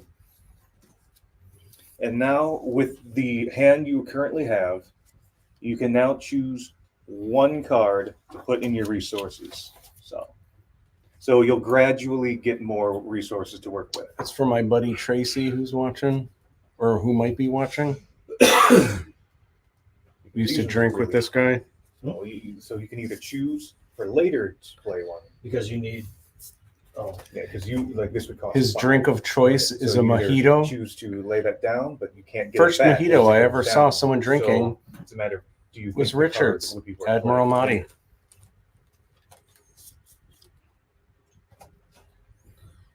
well, we're only using. So Hmm. that's a leader unit, right? Yeah, this is a leader, and so your So leaders. eventually there's other characters? Oh yeah. So right here, your leader card. If you have enough, says if you control 6 or more resources, Mhm. you can bring out Luke as a hero unit. Oh, okay. But until then, he sits like that, Until then, he's a sitting duck. pretty much. So I guess Yeah, you can put that one face down, Yep. and Matt, you'll choose 1 in your hand to lay face down. But at the end of the round, before the next round, everything untaps. So if you have anything tapped, it all untaps for the next. Okay, so I'm going to lay something face down like this. Yeah, you could. Okay, just for the people at home, I'm laying this down and I'm tapping it. Oh no, this goes in your resources. Oh. For your resources. I'm putting that in my resources. Yep, untapped. So now each of you have 3 resource points to work with. Okay. If everyone laid one down, Matt, you're up. So you've got 3 to work with. 4 to work with.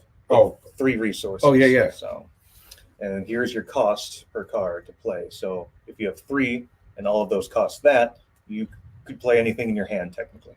okay. Okay. So I'm going to put down, I'm going to tap in Okay. You'll tap 2. an Admiral Mahdi And with a mojito. Yep. And when it's on his card is when he's defeated, you can ready up a dark side unit. So if this were tapped because you already attacked with it, you could then untap it. So in theory, if you had attacked with the TIE fighter and this for some reason got blown up, What is, TIE fighter. I mean, I know what tapping is, but for this game, what does it mean to tap someone? Oh, well, so when your units come into play, they're tapped, they're rested. Okay. Because So if they're not tapped, no one can touch it? No, they can. But if they are untapped and if they are ready to go, they can now attack. They can take actions. So when things come out, they have, I guess, summoning sickness. You summon them to the field. They Okay. can't act right away Okay. because that would be pretty busted. So they can attack when they're untapped. not Yes. When they're tapped. Mhm. Okay. So right now, and so that's your one action there. Bounces to Scott. And Okay. you now have 3. That is an event. That's an event. Oh, geez.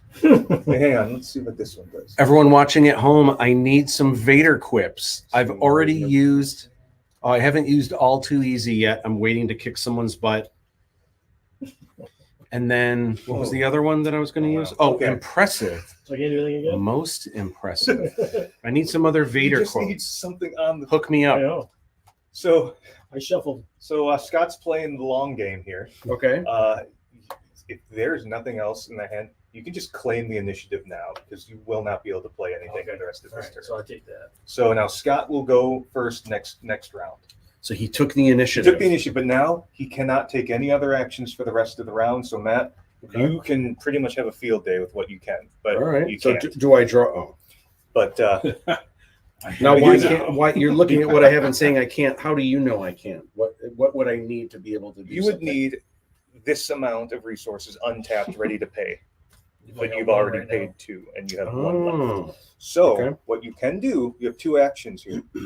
You can attack his base directly with your TIE fighter for 2 because his field is wide open. okay. Is that something you would like to do? Yeah. Okay. So you would tap it declare the attack, and Scott, your base takes 2 damage. Oh, no. Oh, and that is a thing of 30, so that didn't do a whole lot of damage. Nope, but did you've it? got 32. Oh. Makes the game Now- a little bit longer. So Now here's the thing. Now before you can summon your By the way, I don't have 32. I have 30 as well. 30 as well. Yes. So right here, this is your leader card. Okay. And when you have 7 resources, Darth Vader can hit the field as a hero unit. But we'll get there. So until Dude, then, it's double-sided. when you can't do that, each hero has 1 ability that you can use for. So look at this one here. This action, you could pay 1 to tap this card, meaning you can only do it once per turn. Mm-hmm. If you played a dark side card this turn, you can deal 1 damage to a unit and 1 damage to a base. Scott doesn't have any units, but you summoned the Admiral. So let's just tap that. Tap Vader. And it would do 1 damage to one of his units and then 1 damage to his base. So that's pretty much where you're at now. Okay. Now, he took initiative. That's pretty much it. You're tapped out. The round ends. So you guys untap everything. So you would untap, untap, untap. And each of you would draw 2. hopefully I got something better this time. What drinks are untapped? Right. And so Matt would also draw 2. Okay. Oh, Scott. Oh. Should I shuffle more? Oh. You should show Anthony your cards. I won't look, but just so people at home can kind of see what's going on. For those of you that know how to play, and for those of you who want to learn how to play, James, real quick, can you share with us just to give a little props? What is the place that you work at? And like, because there's a place locally here in Utica where people can get all of these cool collectible card games, and there's tournaments that you host and stuff. Tell us about that place. Well, it's called Jawbreaker's Card Shop, and it's right in downtown Utica. And if anyone's familiar with Eric's Studio or the Locker Room Saloon, it's dead right in the middle of that. Sports cards, Pokemon cards. Unfortunately, there's like Magic, Flesh and Blood, Yu-Gi-Oh, Dragon Ball Fusion World, Shadowverse Evolve, Digimon. You just said you had Yu-Gi-Oh. Brian just chimed in and said, I actually play Yu-Gi-Oh. We've got about 4 or 5 people who show up regularly and they play. Awesome. Every card looks like you're reading 5 chapters of a novel, so it's not for me. But no, we don't have a Yu-Gi-Oh tournament. We just need a larger player base, and it's called Jawbreakers because they have candy there too. And stuff? Yep. It used to be Jawbreakers Cards and Candy, and there was a whole from one end of the store to the other end, double-sided rack of all these different kinds of candies and imported stuff. That's when I went there. And it was like right when it opened. Okay. And they don't have that anymore, but they do still have candy Because they do better business with the cards and stuff. Yeah. Is what everyone said. All right, interesting. But if anyone's in downtown Utica at any point, open from noon to 8 every day. Yeah, I'm dying to go in and check it out. Yeah, you haven't Just been there, seems so man. fun. You keep I saying know. you're dying to. And I like you and Phil all need to the come things. by and just. Phil, yeah, Phil and I will come over and raise I havoc. think I went there like the week it opened. Oh yeah, it's a lot has expanded and a lot's been put in there. A lot of people came in asking for this, saying, "Hey, did Matt Bush illustrate these cards?" And I was like, "No, he I didn't." do any of these. No. Maybe someone will see this and they'll throw me on the next set. Okay, so Oh, it's Oh yeah, so I can't do anything again. not just yet. Hang on. And you have 7 cards in hand. should I be picking up more? I have 5 Am I cards. supposed to be in hand. sticking down a resource or something? You can still put down a resource. You might as well just keep doing that. Should I draw 2 more? Did you not yet? I only have 5. I'll draw 2 more. How many cards can you have in your hand at one time? As far as I know, there's no maximum hand size. Dude, I What's just like the got my minimum then? favorite. 4. 4? Yeah. So you always have to have 4. You typically will have 4, because that's when you start. But you can be top decking with no hand at all, if you somehow get enough to where you just play everything. But then your opponent will know, oh, you have nothing in your hand, so I can just run train on you and not worry about it. So Matt, pick something to put down. I picked something up, Okay. I guess. Oh, you're gonna get something to Am play. I wrong? Is this It's a gonna happen Lego? next- it's gonna This happen looks like a next turn. Lego Star Destroyer. Is that a Lego Star Destroyer? It does. Right? It is. I think it is. Wait. Most of the art for the first set's from the original trilogy, Rebels, and Rogue One. Pull back a little. Hold on. But the next one's going to be focusing more on bounty hunters. That's I think, definitely a with less Lego scum and Star villainy. Destroyer. So, Okay. Oh, sorry. So is it my turn now? So you just put down a resource before the Okay. round can begin.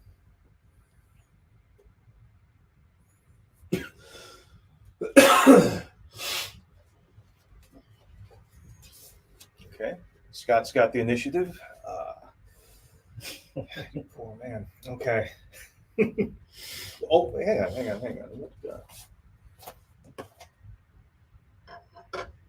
You could still do that. I want to hear people chime in. Anyone play this, or does anyone dealing that much want to more play it? damage? Have they always wanted to learn? Do they know much about this? Or I want to know, That would be good do once you get play something Magic out. the Gathering? Do you play Yu-Gi-Oh? Do you play Legends of the Five Rings? Do you play Age of Empires? Just play that one. Which ones do you play? Which ones do you like? How do you play? Just poker and sometimes Okay. blackjack. Poker and blackjack? All right. Draw fish or go fish? All right, Scott, you got the initiative on that. So you can, if you've got the resource, you can pay the resource cost and play it. Okay, so I do this, right? So you're paying 2. What have you got? Got An asteroid sanctuary. Exhaust an enemy unit. So you can now tap one of Matt's units for this, and for the rest of the round, he cannot use it to deal damage to your base. Yeah, tap Vader so he can't use it. It's And then so I gotta be pick- something I on the pick- I pick field. one, right? So I pick. Yeah. So you can't use the TIE fighter this round, Matt, Okay. and bounces back to you. All right. Let's see what you got. And he'll never be able to use his quips. No. you could play that. Okay. Game's over. And it's round. Yep. So round, so you would pay the 2. how do I? Oh, Just tap tap them? the 2, and this Okay. comes out tapped. And when the probe droid comes out, he looks at the opponent's hand. Okay.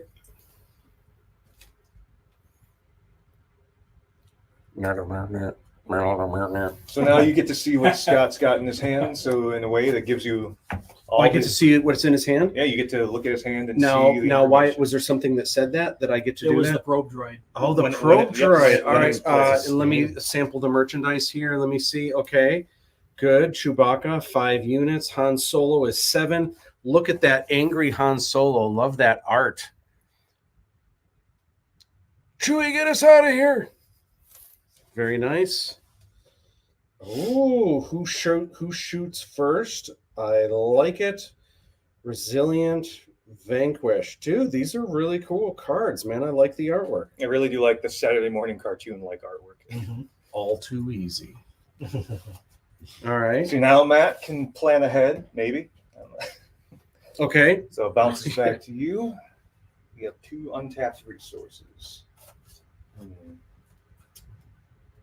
So I guess we're Done. That's not very fair. Get to see his whole. so at this It would point. have been just. If I knew what I was Yeah. doing, it would really Yeah, be. So It would really be you would just something else. keep the initiative so you can go first next round. So Scott's keeping the initiative. Okay. So he can't take any more actions this turn. So now you can now take the actions until you're done. Okay. So let's see what you have. All right. I have a Lego Star Destroyer, Okay. Admiral Mahdi. Now, since you already have Mahdi in play, Okay. that little It star really next did to the look like a name, Lego. Yeah. that means it's like a unique named individual. Only one can exist on the field at a time. Oh. So it's like a legendary individual. It's like Highlander. There can only be one. Yes. Okay. Yeah. That's your Highlander mark. You Okay. cannot Highlander another Admiral Mahdi. Okay. Okay. That costs that. So you can play that. You can play that. I want to get some of this on the field. Okay. Okay. So just pay the 2 for that. Okay, so I play it like this. So it comes out. And do I face them towards? It doesn't matter. It just comes out tapped because everything comes out tapped unless otherwise stated. Okay. But when the Snow Trooper is played, you may attack with a unit. If it's an Imperial unit, it gets +2 attack for this attack. So by playing this, I know that would count as your action, but by playing that, it triggers you to be able to attack with another Imperial unit on the same turn. So now, Admiral Mahdi can technically attack right now because you played this. And because of the +2, this attack would be now dealing 3 damage to Scott's base.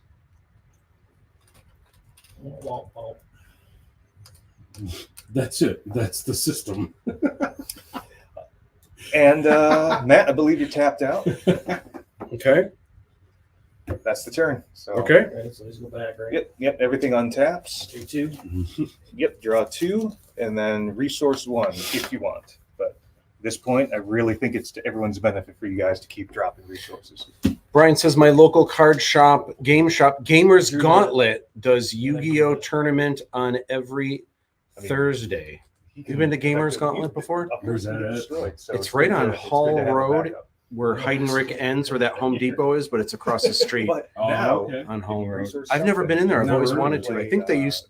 I don't know if they still do, but they had comic books there for a while Oh, too. because I have enough. because you'll have 5.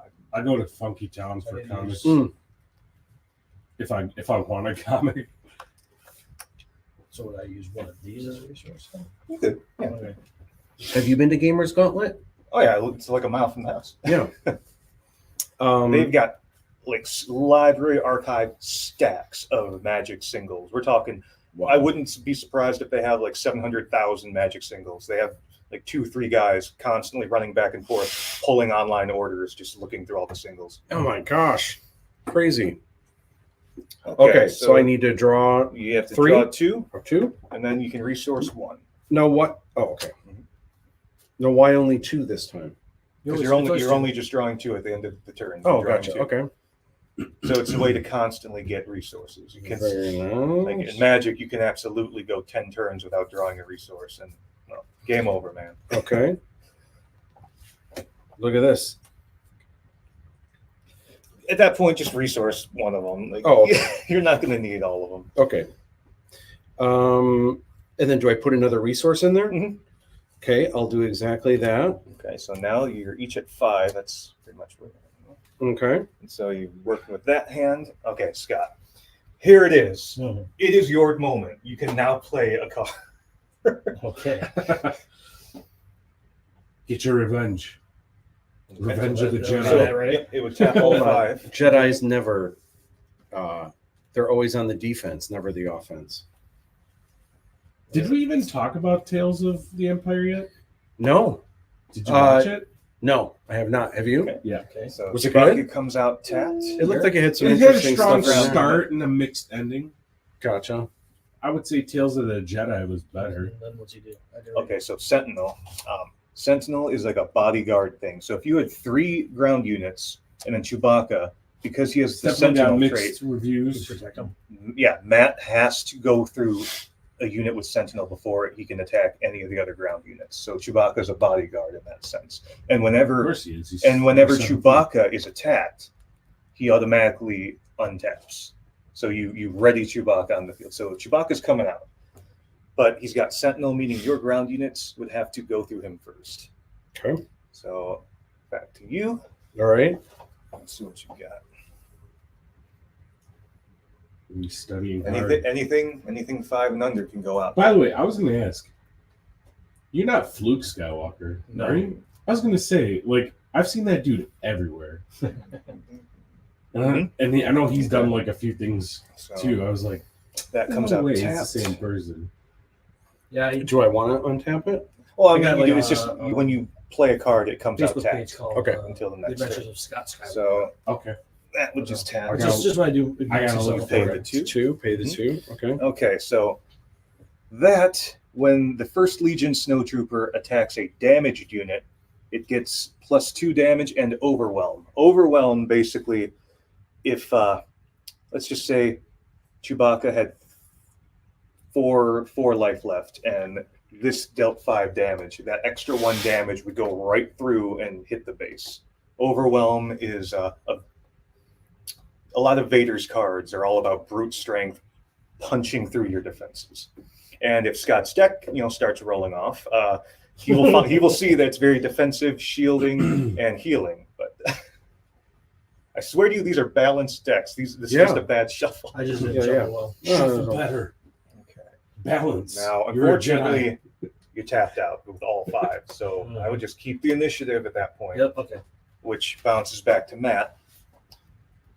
But because now Matt can take as many actions as he's got left for this round, He's going to win. He's got He's- two tap now.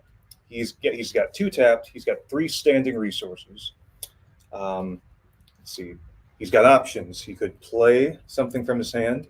He could pay the 1 to tap this because he played a dark side unit to deal 1 damage to something and 1 to your base. He could literally just attack with all of the untapped ground units here. There's a lot he could do. I'm going to tap with all of the untapped ground Okay. resources. So just for the sake of argument, you're tapping this one. Mm-hmm. It deals 2 damage to Chewbacca, Mm-hmm. but Chewbacca has an attack of 3, and this has 2 life, so this dies, going to your discard pile. Now, your choice here, do you want to keep attacking? Yes. Okay. So, Admiral Mahdi. you want Admiral Mahdi to Admiral attack? Mahdi. Okay, so Admiral Mahdi is going to attack for 1 and get completely roasted because he only has 1 life. Okay. But because Admiral Mahdi was defeated, an Imperial unit gets to untap. Okay. James, so how do you know like when you won? When your base is reduced to 0. Okay. And so Oh, that's when someone loses. But does that mean like you're emptying all those pogs? Oh yeah. Like, Oh yeah. He's taken 6 damage, so he's got 24. Okay. Okay. So his is 3. Does that? Oh, that's your attack, and this is Oh, your that's your defense. health. So you've taken 3 damage. Gotcha. Chewbacca's at 3. I usually use a bunch of dice. Now I get to keep going, right? You get to keep going. All right. First Legion Snowtrooper. Boom. All right, that's 2 more, and that goes down. Okay. And then how many are left? Chewbacca is sitting at 1 health. So would I not want to use this, or do I absolutely want to use You could this? absolutely, because it will in fact knock out Chewbacca, but your probe will also get blown up because Chewbacca's dealing 3 to your 2. They trade their combat damage. And I can't have any of these fight? No, those are your resources. I'm doing it. All right, tapping that. The dark side is impulsive. All too easy. Killed Chewie. Killed Chewie. I actually was the artist for the Star Wars Insider. When Vector Prime came out and Chewbacca died, I was Oh, hand selected to can't believe that made illustrate it into the Legends. death of Chewbacca, sadly. It's pretty When emotional. was this? when it happened.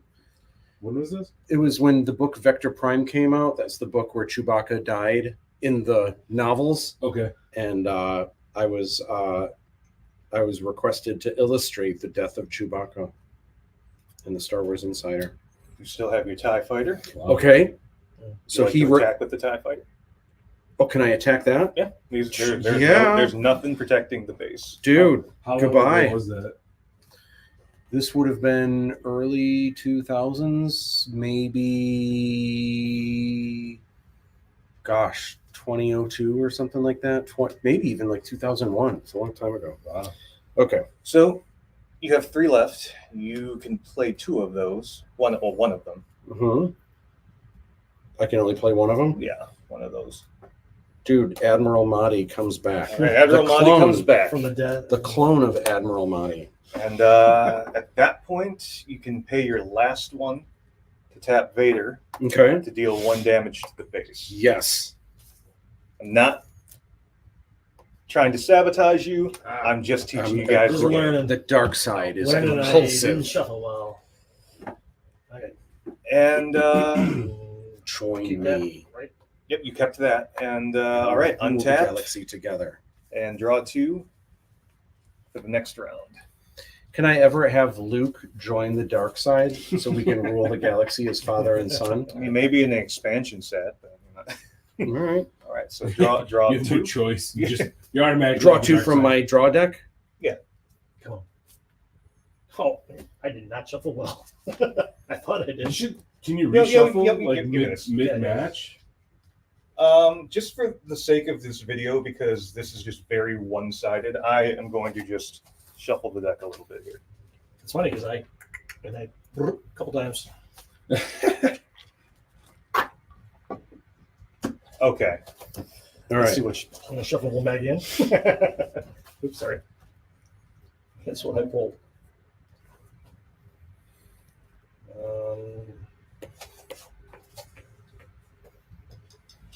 I don't have 7 yet. You know what? Let me see this one. It's going to the bottom. I just need to see what happens here. That's fine. Okay. Okay. Right. Matt, Yes. what do you have? You guys get to resource 1 thing. Yep. So this entire hold on before you go further. Yeah. This deck is specific to like OT only, right? Like there's no expanded characters, like no prequel characters. Good question. It This looks set, like this is this OT. set It looks like alone, the cards included mostly Rebels, Rogue One, and the OT. Oh, but so it there's doesn't- one okay. card right now that showcases the Mandalorian. So the next set will have more bounty hunters. So I'm thinking we're going to see more scum and villainy Okay. because Greedo's in there. Technically, Rogue One would be expanded. That's why I'm asking. Oh, I think an expansion, like in terms of the new set of cards. Gotcha, Like, okay. okay, I see what you're saying Yeah. now. But yeah, Rogue One. You know what? You're just gonna have me do it? Yeah, I'm gonna have you pick a card. This is how we learn. Do you Oh, do you the have any, resource. Did I add into here? Yeah, Do you have any ginger you'll have 6 or at this just point. pop in general. I need something acidic to wash down. I could. That's actually useful. I thought I brought one down here. Oh yeah. I'd say get rid of this. Thank you, sir. Okay. And now, for you specifically, because you have 6, at any point, it counts as an action. You can bring Luke onto the field. But you want to also time that right, because if you put him onto the field and he puts something else onto the field, then it's all dependent on like who gets to hit whom in that sequential order. What do you guys think The good of thing the about your Star leaders, Wars though, days? Is that when they come out ready. Untapped. May the 4th So be with you. they can attack on your next action. There's always a bigger 5th. Revenge of the 6th. I am the 7th. Oh, you're going first anyway. Oh, I am. So I'd say, So that would An 8 repair that. yeah. addition to my collection. An Let's see 8 what Luke addiction does, though. addition to my collection, or something like that. I You played forget. 1. Wouldn't You Senate played work with a 8? light Like, side I am the unit Senate. this turn. Oh, And Senate you get a 8. shield Yeah, token, yeah, they and a could. shield token, 7th though is kind of like no Senate. matter how, 7th. whatever any amount of Um, damage that and that then- shielded unit would take is It's 9 absorbed again. by the shield itself. Okay. So 9th. You can Oh, a play 9th a unit, addition to my collection. and, Oh, that's it. A then 9th go to addition 1. to my give collection, the unit a shield. and then It's funny. it's treason So that 10. becomes 4, and then It's so 5. funny. Is it Oh, going I played past him. that, or is it just Yeah. Not that I've seen You it. can I've just pay the seen one it go up to give them a 10. shield, and then So funny. that 6-1 It's can repair treason your 10. Okay, and you don't even I like need that one. the resources untapped to summon the leader. They just have to have the number of them on the field. Okay. So let's start with. But I need to use 4. Yep, you have to pay 4 for that. Let's Okay. start with General Dodonna. Okay. So tapping 4, he's coming out. Other friendly rebel units on his side get an additional +1/1. So attack and defense would get boosted for all rebel units on Scott's field. You know what's funny? I always thought the actor General Dodonna did Akbar's voice. Like they sound identical. It's crazy. Oh, okay. What is this? Hang on. It's a Lego Star Destroyer, right? Now, see, Dude, is it not a Lego Star Destroyer? It is. It so looks see, like Lego. it's Sentinel. So if Scott actually was able to attack It's a you, drawing. it would have to go through with the Look at cell it. block. You get Okay. the little Um, plugs. That's those are This, the he has no the air cannons. units, so it doesn't even matter. But what his I know, but it units looks play. like a Lego. I Look at- see it. oh, I see exactly. This what one? he's No. There's no. He doesn't have any space units. So let's start with that. Okay. So you just pay the 3.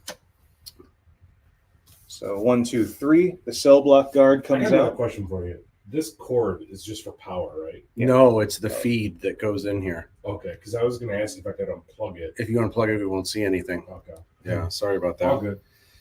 So Unfortunately. now this is what you'd have to go through in order to get just to the base itself. We could do like a Bluetooth thing, but there's like a delay, like a 2-second delay, and then our mouths don't move and stuff. And Oh, it's, that one. it's kind of a So pain in the butt. now this unit gets a shield. So no matter what amount of damage Matt could possibly do to this unit will completely get nullified for that one turn. Okay. So Yeah. anywhere from 1 to 100 no damage. And so now it bounces back to Matt. That's really the only. We got to recuperate. You could either use this Just- or pay all Or 3 to shuffle. use that. Hail 3 to use that. All right, so you summon General Veers onto the field. And so, good thing to remember is that now all Imperial units on Matt's side of the field get 1/1. Did you know that General Veers, the actor, was the old guy in Game of Thrones?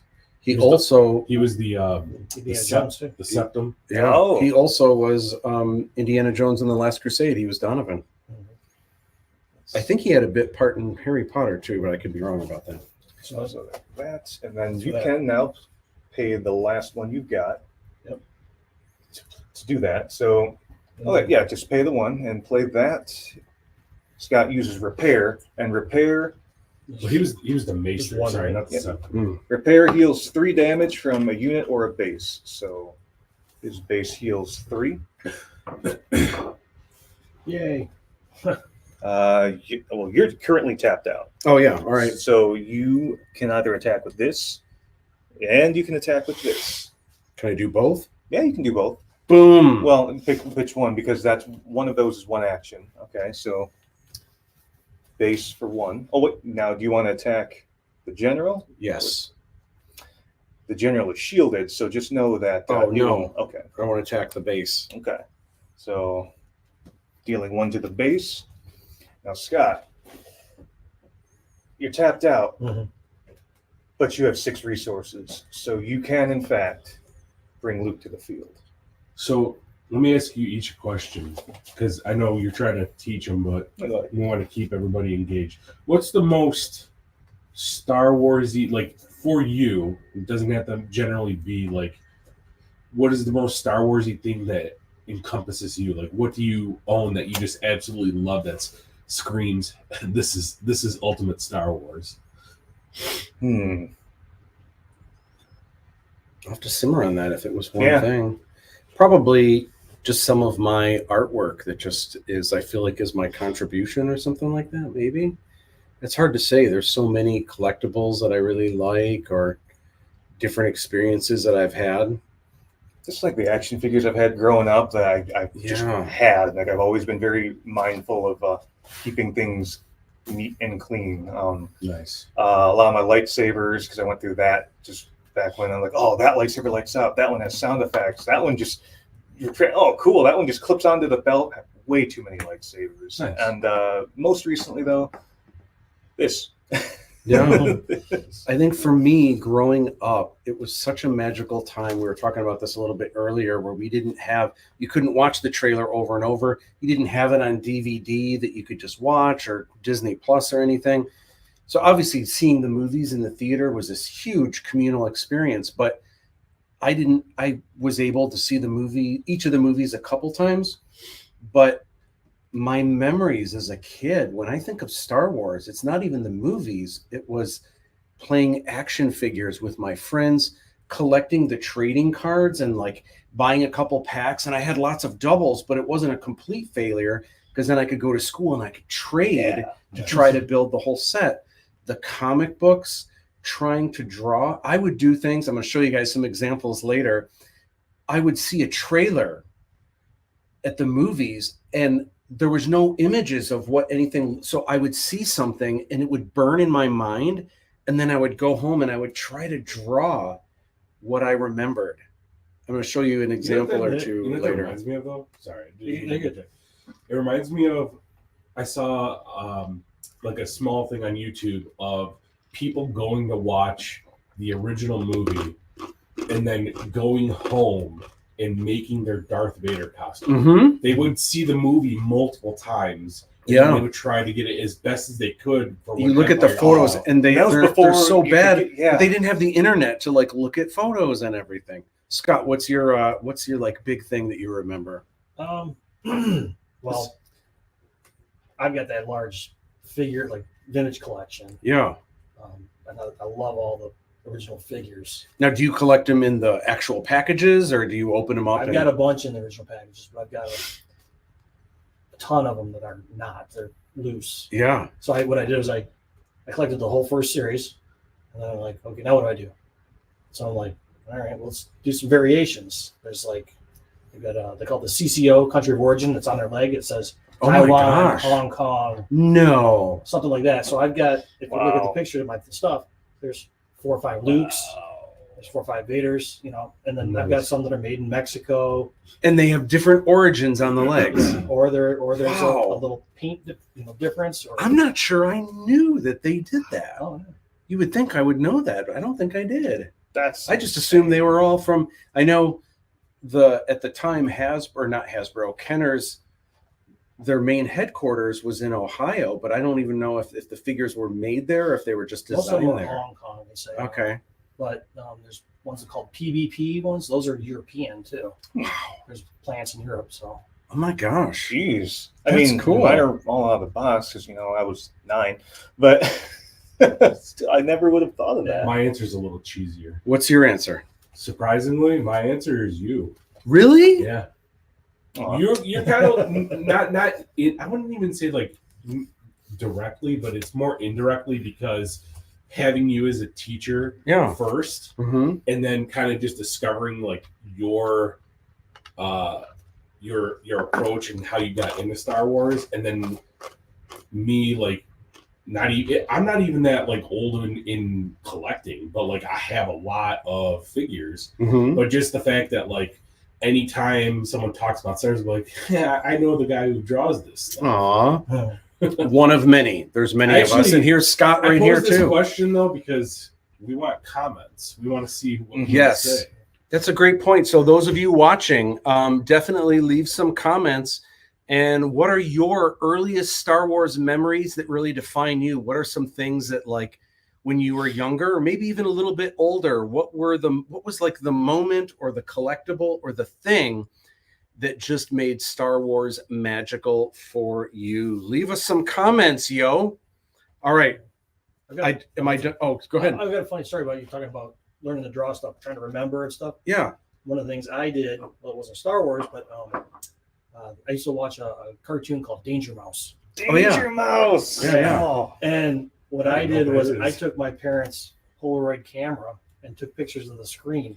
And my parents freaked because, back then it's like $7 a picture. Yeah. And get them developed, and you don't know if they're blurry or not. Well, no, it was a Polaroid. Oh, gotcha. Yeah. Yeah, but they're like, what are these pictures of? I'm like, I want to learn how to draw the characters. So I just bought a Polaroid camera. Yeah. Since we're talking about it real quick, I'm just going to move this. I think we're okay. Since we're talking about it real quick, I'm going to share some of these. I was going to talk about these a little bit later. These are just some of the Star Wars drawings that I did when I was a kid. This, I didn't have the official Star Wars storybook, but I think they had it in the like the Scholastic thing, where they would bring books to school. So I didn't have this yet. I got a garage sale copy a little bit later. I think I did this at school because I wouldn't have been able to do this from memory. But here's the front cover, R2-D2 and C-3PO. Here's the back cover. I don't remember if that was actually on the back cover or not. That looks like the cover to the line paper. Oh, okay. The coloring book or whatever? Oh, yeah. Yeah, it was just line paper, and there was like a Vader. Yeah. And there was a Boba Fett. And then look at this. This must be the Death Star exploding over here. But here's all the characters. And I probably wrote their names. Did I spell them right? Probably not. Oh, that's not too bad. How old were you? I mean, this would have been, I don't know, first or second grade or something like that. Still really good though, especially R2. Look at that's actually great. Mm-hmm. But someone must have had a copy neck because this wouldn't have been from memory. Now, so this is like after Star Wars came out. This is what a nerd I was. This is so hysterical. I found this. I don't remember making this, but join now. Star Wars with an apostrophe is Star Wars is Yoda Theater. So this was kind of like my version of a fan club / like apparently a walkthrough, like, I don't even know what you would call this. Walk through the halls and see paintings of The Empire Strikes Back and Star Wars. Crawl through Yoda's house. Meet Yoda. Now, I don't know how people are going to meet Yoda, but you apparently meet Yoda, the Jedi Master. It might have been the puppet. Like, I had a friend that had like the little, it was just a rubber thing that the head would move, Meet Yoda, the Jedi Master. See previews of the next movies of Star Wars. Get free pictures and autographs and photos. I don't know what the difference is between pictures and photos, but apparently there is. Where can you get fun like this? At Yoda's Theater! ! So, all right, so this is hysterical. Best of all, it's in Michigan, in Sterling Heights, spelled wrong. Both Sterling and Heights spelled wrong. Heatherly Village, my parents' address. And then this is so weird. I can't even believe, like, kids see this stuff and like figure this out. Look at this.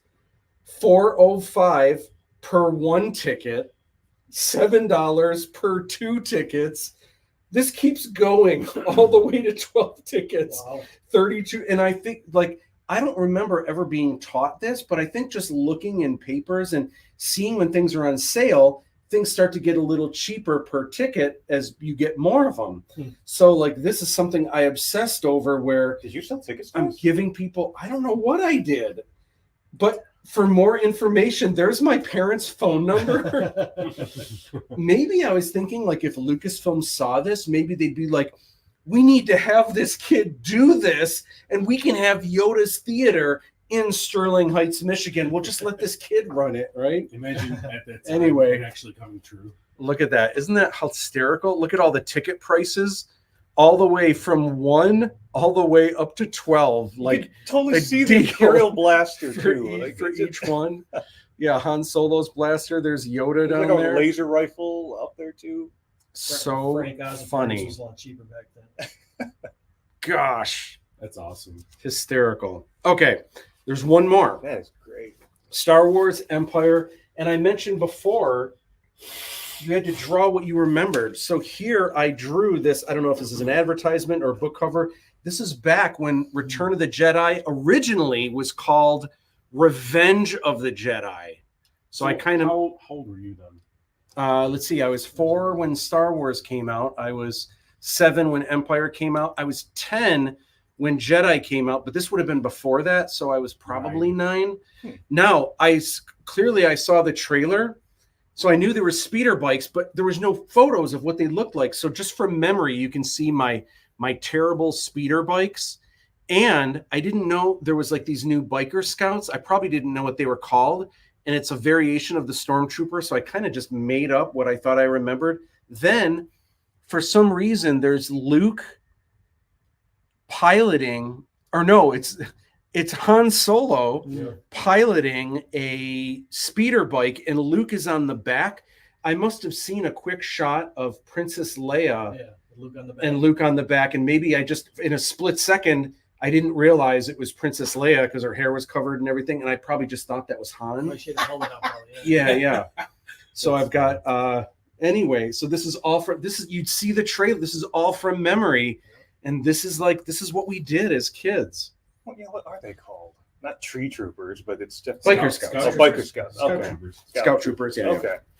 I had a Revenge of the Yeah, Jedi like- shirt. You can never forget that though, because like in Mandalorian, you'll always remember this from now on, because Jason Sudeikis was one of the scout troopers, and they kept missing that little thing they kept shooting, and you just kept talking about it, and then they get hit by the little Ugnaught dude. Oh, was that Jason Sudeikis? Yeah, it was with him and somebody else from I forget who the other person was, but it was somebody else from SNL. I always love like little bits like that. Like, oh, did you know Daniel Craig was just pulled in one time to be a trooper? 'Cause- Yeah. So were Prince Harry and William. Oh yeah. All right, we need to finish this game. Oh, this right. is a lot of. I can't wait because I'm about to We'll see. rule the galaxy. So I'm glad we got off on that. you got that nice little 6 left. tangent. Would you like to put Luke into play? Sure, why not? Okay, so he comes Yes, out. put yourself into play, Luke. So Luke is now in the field, and when Luke attacks, he can give another unit a shield token every time he attacks. So Okay. Oh, He's already got one though. true. So Look just back. wait till you start putting out more. Okay. Back to Matt. You tapped out. You have this. okay. Luke doing Luke things. All right. Can I attack that from space? Yep. You can attack that from space because there are no other. So why space. can't space attack ground? Like I kind of understand why ground can't attack space. I just did. You'd think, right? Well, But you can attack for base. the game mechanics, it's so you don't Not Just everything can do everything. just have a bunch of Yeah, yeah. ships cruise over the ground units. True. And now, back to you. You can attack with Luke, and you can either. Hang on, real quick. Let me see what you have in your hand. Oh, shoot. Yeah, definitely hold on to this. Mhm. So, you can attack either. Oh, you have to attack the Sentinel. So, that would deal 3 to you, but you would kill it. Okay. Okay. So it'll deal 3 to me. So I need to put. I need to do that. Yep. So you tap that, and then Luke would take 3 hits. damage. And got rid of his sentinel. yep, and Matt, your cell block guard just gets completely obliterated. So This is a PG show, but is there ever a point where you like have the princess and you say, "I'd tap that"? I mean, we can. I do believe she is in that deck. Okay, I'm just saying. All right, okay. And so, Matt, you can't do anything else. Mm-hmm. Or can I? You could technically claim the initiative for next round. I claim the initiative for next round. And see, that's pretty much when you'd wait to do that. But okay. So, and now, It's over. yep, you're good, and everything untaps. So we pick up 2 cards. Yep, you untap, you draw 2, and you Nice. can choose to resource 1. You don't have to, but the more resources you have, the more you can play.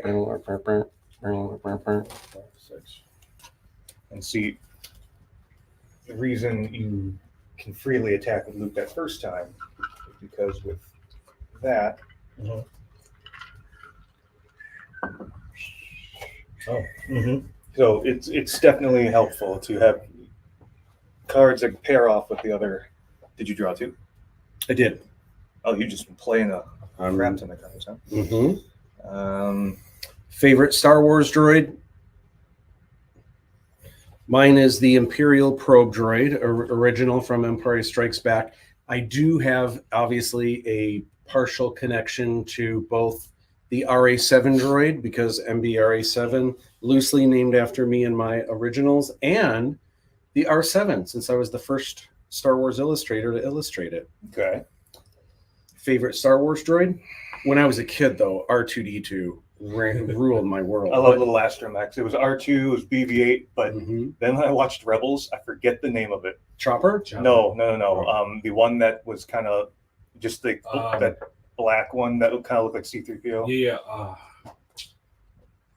Just this deadpan, sarcastic, dry wit, just can't having to remember go his around with Chopper and follow him around. He's like, oh, I love it. I love Yeah. it so much.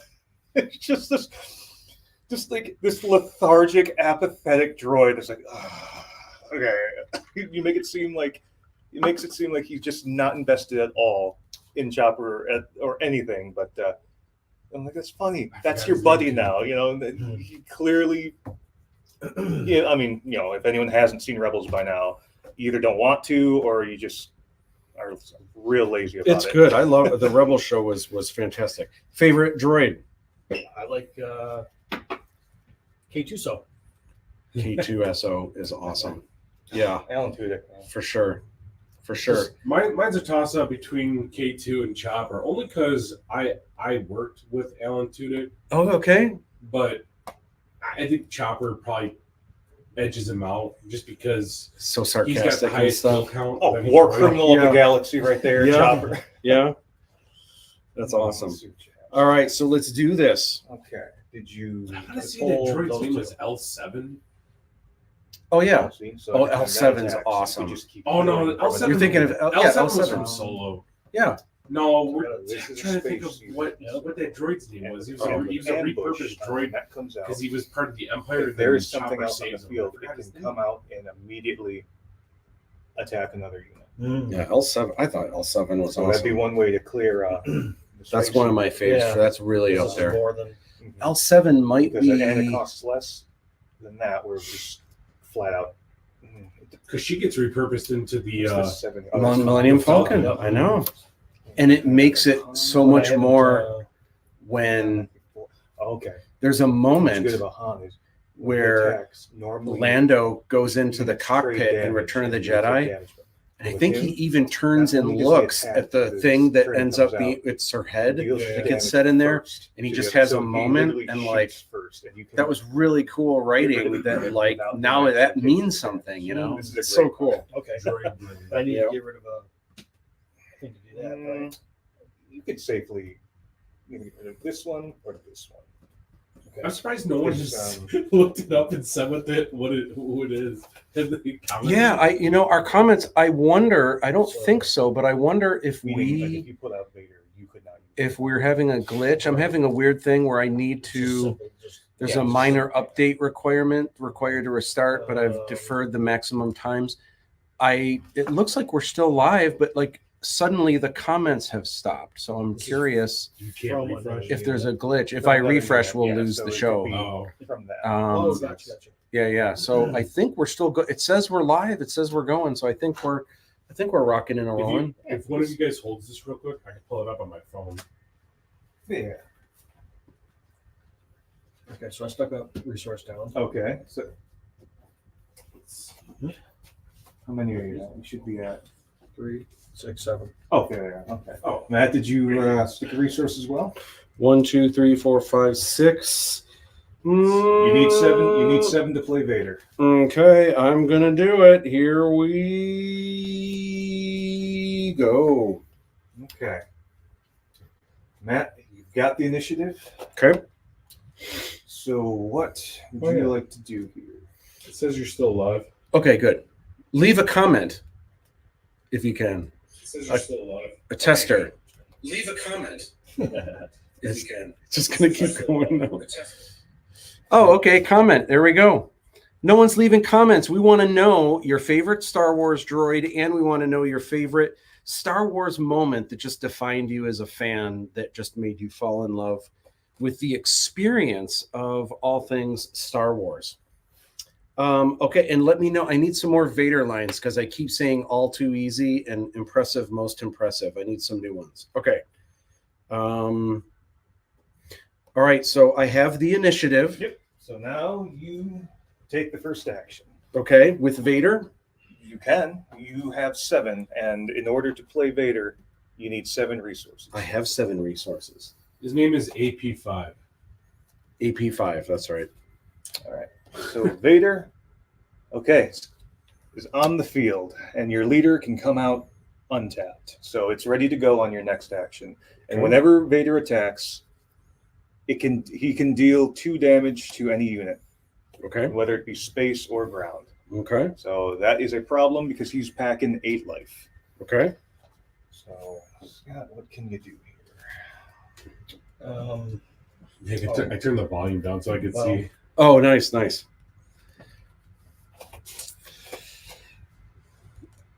Oh, okay, here we go. Here's Brian with some comments. When I was 5 years old, I saw Star Wars Episode 3 on DVD, and it was awesome. Oh, that's so cool to hear. Okay. Part of your childhood when you were 5. Vader's quote, "There's no escape." That's right. Give him a shield. There's no So escape. get a shield. Don't make me destroy you. Good one. You can always do the one from episode 4. Good You just one, turn this Brian. in. Oh, And the lightsaber. Yeah. All right. So What? Scott is Han Solo comes in. With the Scott is Millennium putting Luke's lightsaber on Luke Skywalker, Falcon. Okay. and when Luke takes his lightsaber, he heals all damage, and Oh. he gains a shield, Okay. and he gains 3 attack and 1 life. So that 4/7 just became a 7/8. Okay. Now it's back to you. Mm-hmm. Join me.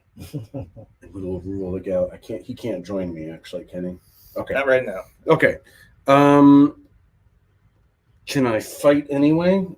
Or would that not be smart? You Because could I want to get rid of that, right? Otherwise, he's going to do crazy damage to me. you could get rid of that, but here's the thing: he's got a shield, so any amount of damage for that 1 attack will be nullified. But you have to Can pop I the like shield. have these guys attack and take a little bit of damage, even if I lose them? Yeah, you could. Okay. Let's see. What you could do also. Well, no, Vader would still take that damage. Because when Vader attacks, he deals an extra 2 damage to something. It just consider it like extra force damage. So since nothing has Sentinel, you could directly attack his base for 5 with Vader and use the extra 2 damage on the attack to just pop a shield somewhere. I'm going to do it. Which shield would you pop? Both of them. You can only choose one. Luke Skywalker. Okay, so Vader is now tapped. The shield goes away. And So now that Vader's tapped, does like that mean he can't use it for a turn, or does Vader that card took expire? Vader took that action. He cannot attack until next turn. Okay. Meaning, When does that card expire though? Like if it does. Oh, if it dies, if it takes 8 damage, it goes back like tapped until Matt's next turn, because the leader then takes this little X token, because the epic action was summoning it as a leader unit. The regular action can still be used, meaning if you played another Imperial unit, you could still pay the 1 to tap Vader to deal the 1 damage to a unit and 1 to the base. It's just this can only be used once per game. You can only put them on the field once per round per game. Okay. So now Vader, but that's if but Vader's still in play. But Scott, now you don't have to worry about that for now anyway. If you hit him for a full 7, he'll still live with 1. Well, you got Actually, no. General Dodonna gives rebel units +1 attack and 1 defense. So Luke is currently sitting at an 8-9. So if you attack Vader right now, you can just absolutely destroy him. Destroy him. So I got to use. Brian, that's just, brilliant. that's Oh, that's just just him. You've been beaten. Okay, so It's useless Tap to that. resist. Brian, how do you remember all these? That's good. So Vader just got hit What? for 9 damage. you just bid it. But Luke, however, took 5. So he's sitting Impressive. My favorite Most part impressive. in all of so he's episode only got 4 4 was when they take that cut scene and you see Vader's helmet not secured properly, and it's just all the way up. Like Oh, you yeah. see the entire forehead area. Yeah. That cracks me up every time I see it. Okay, Matt, you've got a full standing 7 to work with. Okay. But Scott doesn't have anything in the air, so there's really no reason to. Well, if he I has nothing am in the the air, 7th. that's extra damage he can't prevent. Okay. So, I mean, you could fill up your space field. Yes. How many can I put down? Well, this costs 6. This costs 4. But it'd be funnier if you played this one. The Lego one? I agree. So you pay the 6. Okay. Do they go in here? Oh, no, these are your resources. Oh, gotcha. So this comes out tapped, but when this is played, give a unit Sentinel for this phase. So just this round. So any other unit could get Sentinel, meaning you could give one of these 2 Sentinel, and Scott would have to go through that unit before he could actually hit your base. I know, right? But only for this phase, because at the end of this phase, the Sentinel goes away. So he could literally just bide his time and not touch you at all. I'm impulsive. I'm going to do it. Okay, which one would you like to? General Veers, prepare your men. Okay, Veers has to be the thing you go through in order. You can't use him to attack the base directly. Oh, gotcha. But in the meantime, though, since you've got 5 left, maybe there's something else. Make you sure can you do stare instead. intently at Admiral Who's that? P too. So I got- when you say it. I did, in fact, watch the Skywalker saga before back last year. And you remember all of these still? That would actually. That's amazing. Just have the general shoot first. You've been beaten. completely bypassed. It's useless to resist. like There's rendering it no completely escape. invalid. And I got to just use Don't one make me destroy Right. you. Yep. resource. Okay, so Scott plays shoot first. Okay. Even though General Veers has bodyguard and Dodonna would have to attack him first, shoot first just basically has the general get 1 additional attack and just shoot Veers, dealing his damage before yours even gets him. So your Sentinel is irrelevant and Veers just gets killed off the field. Shoot first, a wonderful card. Impressive. Most impressive. So now it bounces back to Matt. Okay. You have 1 standing resource, but you also have 2 units to attack with. Okay. Oh, well, you're tapped out, so you can't really Oh, pay okay. that. Would you like to attack with the units? Yes. Okay. This one will get through completely undeterred. Yeah, because he doesn't have any space units, right? So if we tap this, Absolutely. deal the 2. Okay.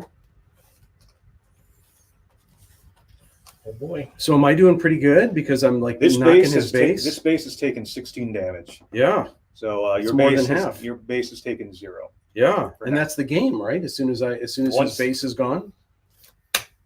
So So I'm Hang thinking on. that next, right? It's useless to resist. Don't make me destroy you. If you will not fight, Well, you will meet yeah. your destiny. okay. Okay, so Scott's paying little 4. This comes out. The Liberator gunship comes out with ambush. Oh, okay. Ambush, provided there's an enemy on the field in that zone, comes out ready and just attacks right out the gate. That's the only time a unit can do that. So I assume you want to hit this. Yeah, I think so. Okay, so he just attacks your TIE fighter for 3, blowing up the TIE fighter, but the Liberator gunship does take 2 damage.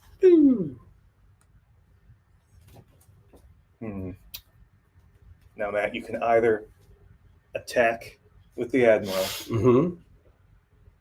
or try to get the advantage by keeping the initiative going first next turn.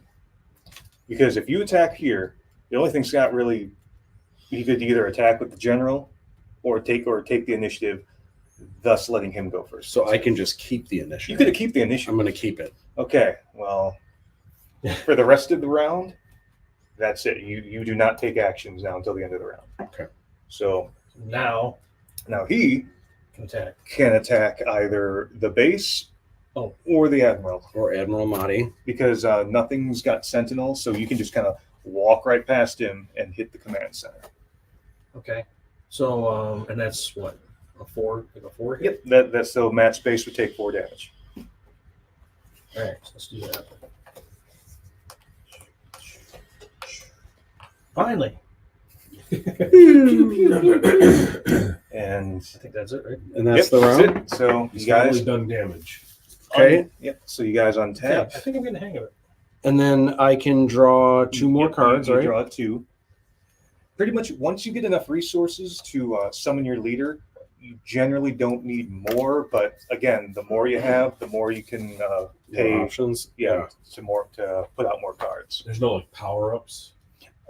Scott's got all the upgrades right now. Okay. Yeah, like Luke deals with a lot of upgrades. That's his deck: upgrade, defend, heal, and the shields. And then Vader will just keep popping shields depending on how he plays. So I'm gonna let you guys decide what you're gonna resource. Okay, so I've got the initiative. Mhm. I've got the high ground. No, I probably don't have the high ground. So I can deploy or I can put these here, right? Yeah. How many? Well, Oh, I pay for them with these. yeah. So at the beginning of each one, you can put an additional resource down. But if you're happy with 7, you can leave it at 7. Because Okay. Vader's already come out, and you cannot put him back again. Okay, so I'm going to put this here. Oh, okay. Do you want to resource anything? Yeah, well, yeah, one of them for that. No, I mean, like, would you like to put an additional resource down, face down? Oh, yes. Okay. You want to do that first before Wait, the round I've begins. already got 7. True, but if you want more, so you don't run out of Oh, cards, so you alright. can- So you can still do other things. Yeah. Okay. Okay. And James, can I hold this? yeah. I got one of those hands. Thank you. It's coming to a head. It's anyone's game at this point.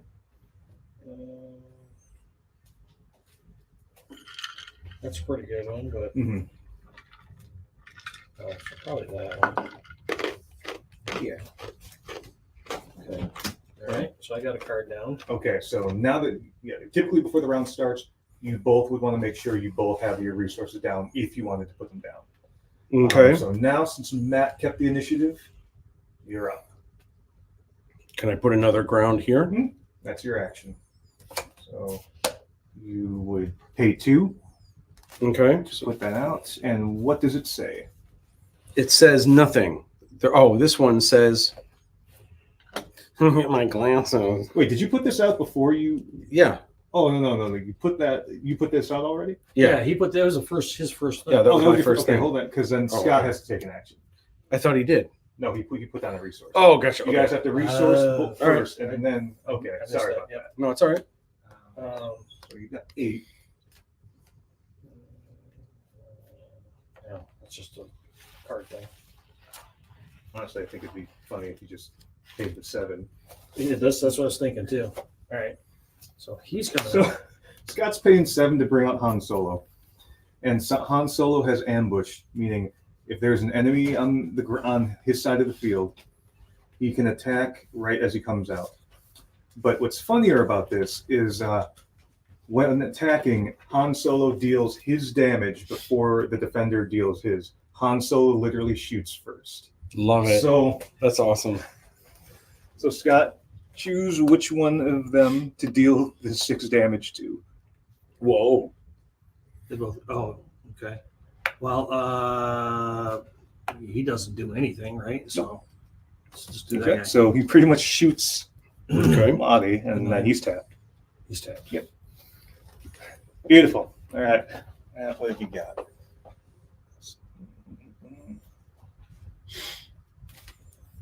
Either are a decent option, honestly.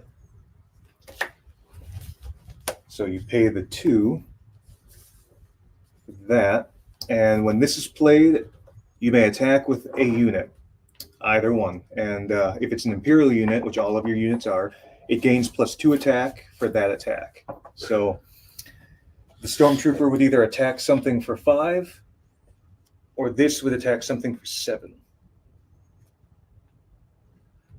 And the thing is, nothing has Sentinel. You could fly right through this other one and just hit the base for 7 directly. That's what I'm doing.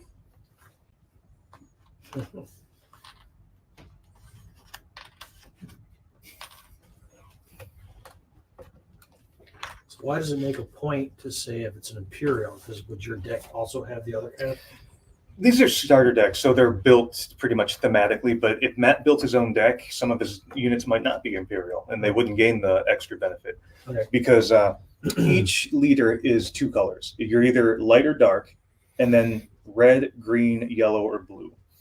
And then your base is one of the 4 colors. Mm. So your cards, I guess we can talk about this now. So your cards are represented by these color aspects. And see, with his 3 color combination, he has green and black in his identity. Mhm. So it would cost 6 and that. You can play cards of any color in your deck, but for each color aspect your 3 color is missing, you pay an additional 2. So if this was a white, blue, and 6, Mhm. there's no white or blue in his identity. He would pay 6, 8, 10 to play that card. Oh, So you have to really either stick to your identity or have a card that's really worth that extra payment. So, that. Scott, now you're up. okay. So I've got that and that.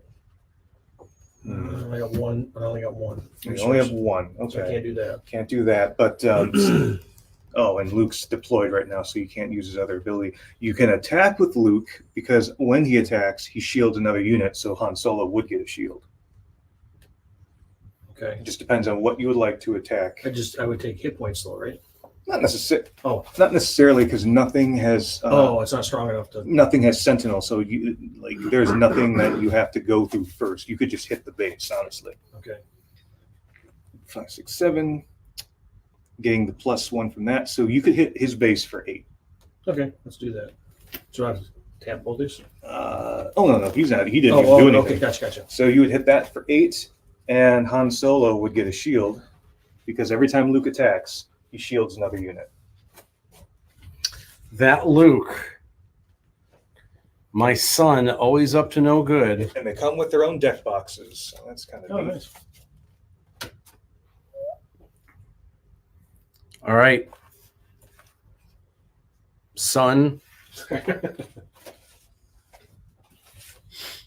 you're about to have your moisture farmer butt handed to you. All right, That is so weird. That's- So Scott hit your base for a solid 8 damage. Whoa! All right, Now we're going back to you. Yeah. You can in fact play that. Mm. So you pay the 3, comes out, So I move these, right? Okay. and now he has Sentinel. So now So he's got 7. so if you attack with the general, it would have to go to that before you could hit anything else. And how do you know it's sent? Oh, it says Sentinel. Mhm. Okay. But you have a shield, so the general wouldn't even take damage if you were to hit that cell block card. What? And so that's sitting on 2 life left. You can't beat that. You can't beat this, no. But you can just Shoot at the base. Hit it for 3. Yep. All right, let's do that. All right, so now Catching up. we're catching up. All right. Oh, and see, Matt is now top decking. He has Oh, yeah. nothing in his hand, so there's nothing you can bluff with Mhm. yet. But you've got the Stormtrooper, you have your Star Destroyer. Now he lost to shield, right? Oh yeah, this isn't shielded. This has 2 life left, so you could blow that up. Or could So I just go You straight to could go that? straight to that. I'm going straight to that. He can't draw any more cards until next round. Right, correct. All right. So I'm straight going to that? Straight to the base. Straight for the Ooh, face. another 5. So it's getting close. He's only got 2 left. He's right? got 2 left. So Oh. here's the problem. Even if you were to remove that, because you have to attack that, all this Stormtrooper has to now do is just shoot your base for 3. I think you're So kind it's of pretty much checkmate. you're at checkmate here. All right. You win. So I won. So You should general have joined me. to general complete attacks the cell training. block guard, kills it, popping the shield, but now the last 2 is left open to the Stormtrooper hitting it for 3. All too easy. All too easy. What happened? Oh, That's fun. Yeah, we're good. So we might do another if we're still up for it, depending, or maybe even me and I you will was gonna go say, for if- another round you or two something. Swap But- the decks. Who knows? Yeah. But real quick, let me just get through some more juice. There's a couple more things I wanted to chat about. First is real quick, Macomb College, the classes are available already for next fall and next winter and this summer. Right now, there's only a couple classes that have been waitlisted, but our numbers are pretty good. So you're probably safe to get classes if you get classes relatively soon.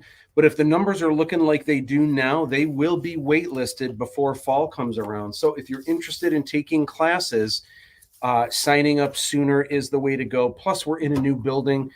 Our classes are really flexible these days. We have a lot of flex classes where every single day you have the choice of either coming in or staying at home, as long as you're getting your work done. We have hybrid classes that are half and half. Half the days are online, half the days are at home. Some classes are either online or remote. And we have a couple classes that are completely on ground, but sometimes you have options for different sections that have different modalities. So check that out.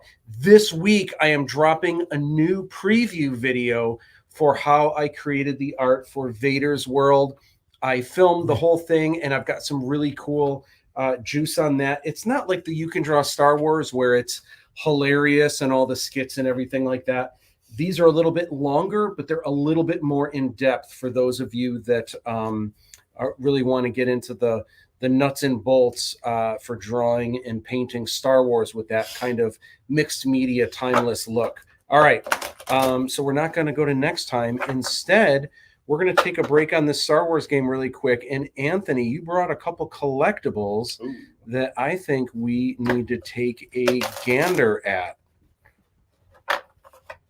So, Every time we say Vader's World, I think Lane's World. Vader's World. Vader's World. Oh, remember we met Darth Vader at Celebration? Oh, I love we- Darth That's Vader. awesome. James, can you Darth carry Vader. these like over? You can set them right on top of that Aladdin poster thing right over there. So first thing, last week we looked at this Sorry, Scott.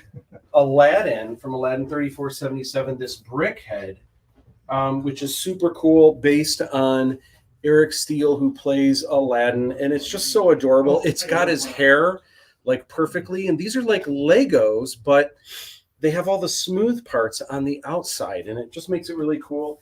Anthony was cool enough to bring in, look how cute this Ahsoka is. I love that she's holding her lightsabers backwards. That is so adorable. She's a lot shorter than Aladdin. Then this Vader. How cool. It even has the red eyes, like the classic A New Hope Vader. That is really, really neat, and also so adorbs.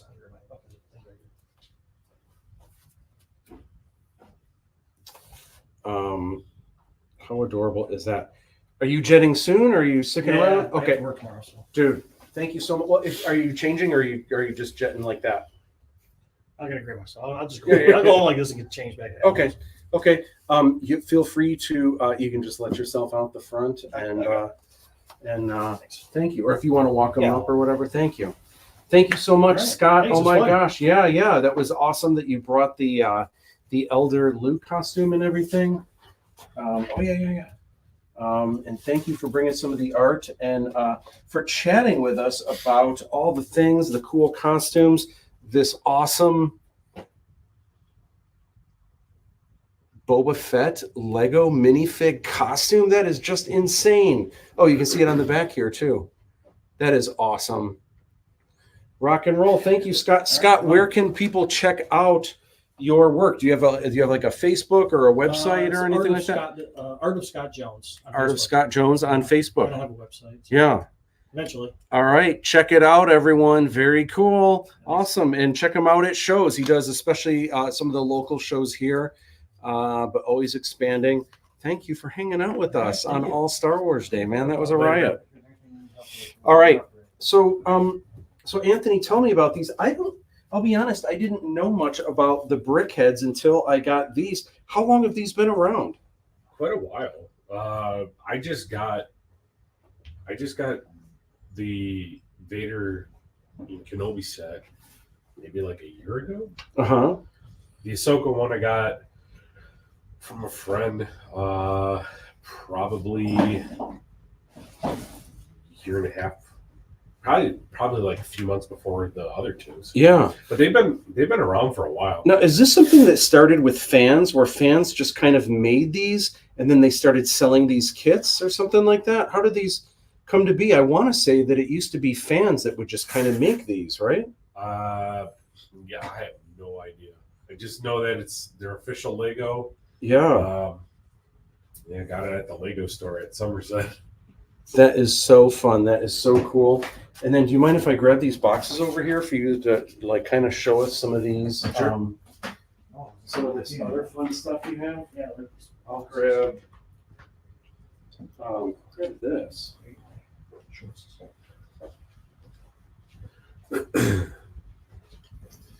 What is this all about?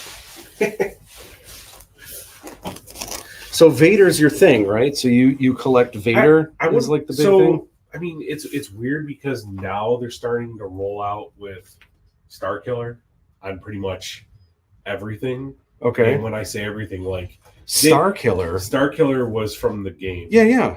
And so he's your fave? yeah, he is actually my favorite character. And that's Sam Witwer, Yes. right? But Okay. because at the time, like they just didn't really have that many figures. Like the only ones that they came out with were the TVC one, which is this size, and I do have one. It was a re-release that came out maybe like a couple of years ago. But other than that, they didn't make anything bigger. And then just recently they came out with this size, 6-inch size, and now Hot Toys has announced.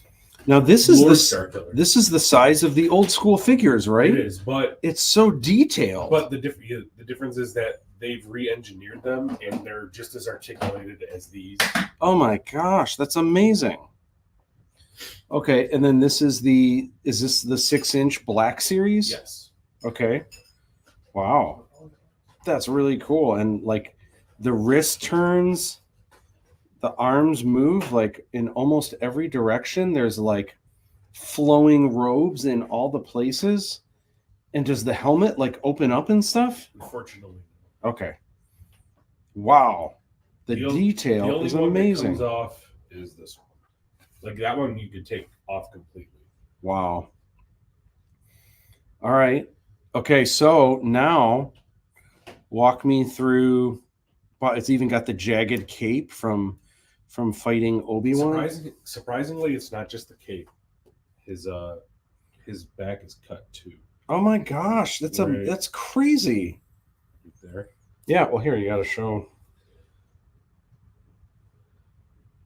Wow. Okay. So And this is a newer mold too, believe it or not. So they've been using kind of the same mold for maybe 7 or 8 years, and then they finally rearticulated a lot of it. This out there, if you want to hold it up. And just pull them out or leave them in. You're. I mean, if you want me to pull it out, I can. Or I'll just leave it so you can see. This is incredible. now this is the special edition.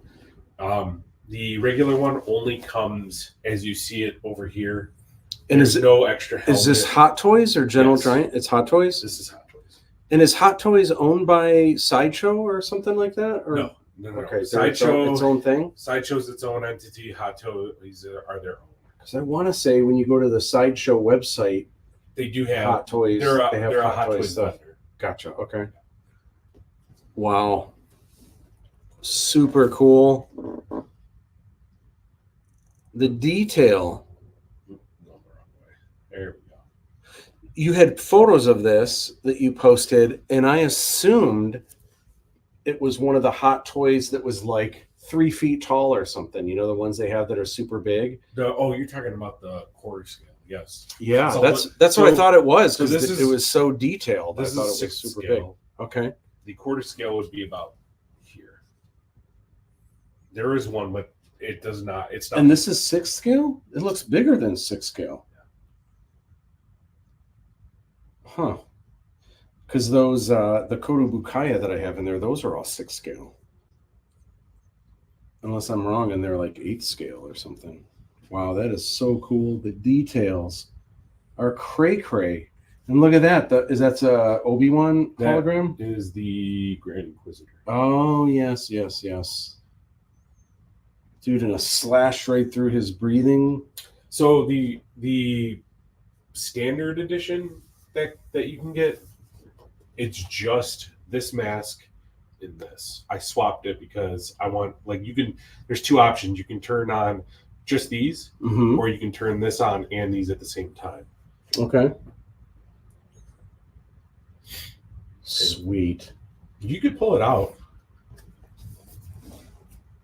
Or just I'll put it down first. Oh, okay. I don't know what I'm doing here. Here we Pull go. from the leg, probably. Okay. 1 foot, 2 foot. Oh, it's heavy. Yeah. And this one actually is nice because the cape is reversible, so you can actually show the slashed Wow. cuts.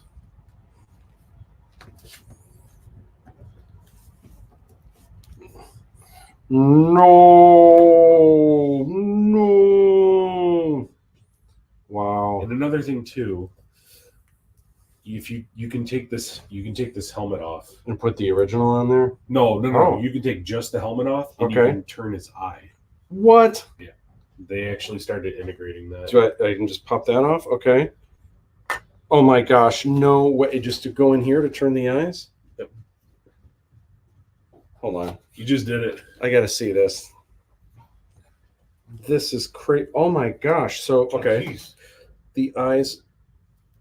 Oh my gosh. That is bananas. They started doing that with What? pretty much Watch all the their, eye. all their figures. The detail on that. You can move the eye around. Look at that. I don't know if you can see that close enough. If you can It's moving. zoom in. Unfortunately, it's dark. Oh. The eyes looking around. The detail is incredible. Yeah, it's probably hard to see. Wow. And Oh then, my like I gosh, said, that is so creepy. the other things that they've integrated too, because they used to do it battery powered. So on the back right here, they have this Oh, whole yeah. system set up now where you can just plug it in and it'll stay lit. And Yeah. it's LED too, so it'll last quite a while. Wow. That is amazing. Dude, that's wild, right? Yeah. How the eye can move around and stuff. That is so creepy. Unbelievable. Awesome. Well, we have run big time overtime. If people are still watching, I think what we should do, I think what we should do is do another round, James, because I won. Okay. I think I should play Luke Skywalker. I think Okay. you should play Vader, Mhm. and I think we need to go head to head. Me because I win everything. Uh-huh. You because you actually know what you're doing playing. Okay, that's fair. That's All right. Awesome, dude. Thank you for bringing this in. This is so wild to see. You know, you see photos and stuff online, but until you're like really looking at it, like this is just so wild. And this is actually taller by maybe an inch from what they used to make because it was all redesigned. The only thing that they really haven't touched is the suit itself. It's still pleather, unfortunately. What's wrong with that? It means that it will eventually start to flake. Oh, I'll put it away. okay. I'll put it away because this is got. Oh yeah. Sorry about that. It's all good. So I'll put this here. All right. So give us a moment to, give us a second just to bring back the game. I'm gonna set this here. So James, I'm gonna have you on that side, okay. and you can flip it around though, so that you are the Vader and I'll be the Luke Skywalker. Okay. All right. So let's have Just this. making sure you get in there. Oh yeah. I'm gonna move this here. That's fair. I guess playing against my Phoenix Squadron deck would be.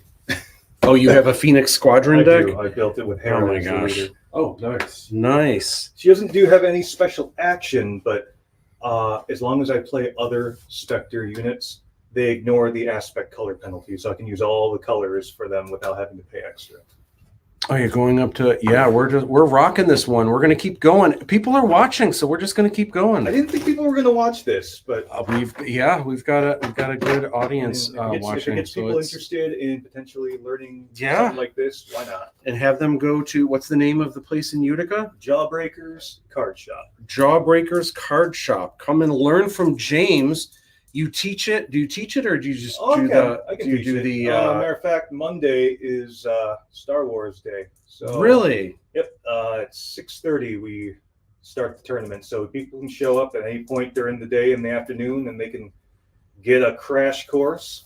And every week you participate, you get a special edition promo card.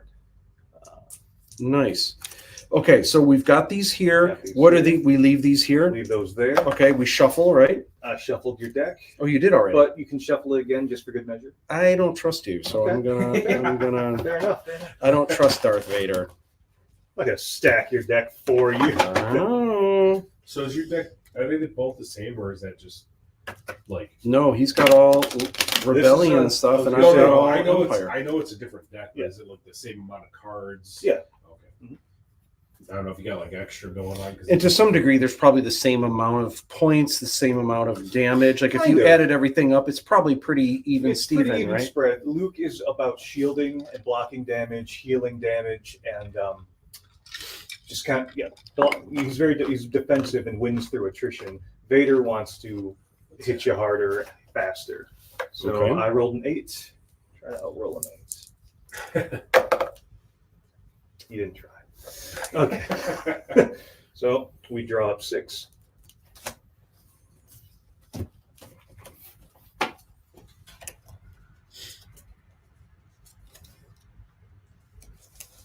Resource that. So we're resourcing kind of the crappier cards with smaller numbers, right? Well, no, because you want to be able to play early on smaller cards because you start off with 2. Like if you had a 10 cost in your hand, I'm sorry, you're not going to. There's no reason to keep that in your hand. You just throw it down right away. Okay. Oh, I see what you're saying. Yeah. Okay.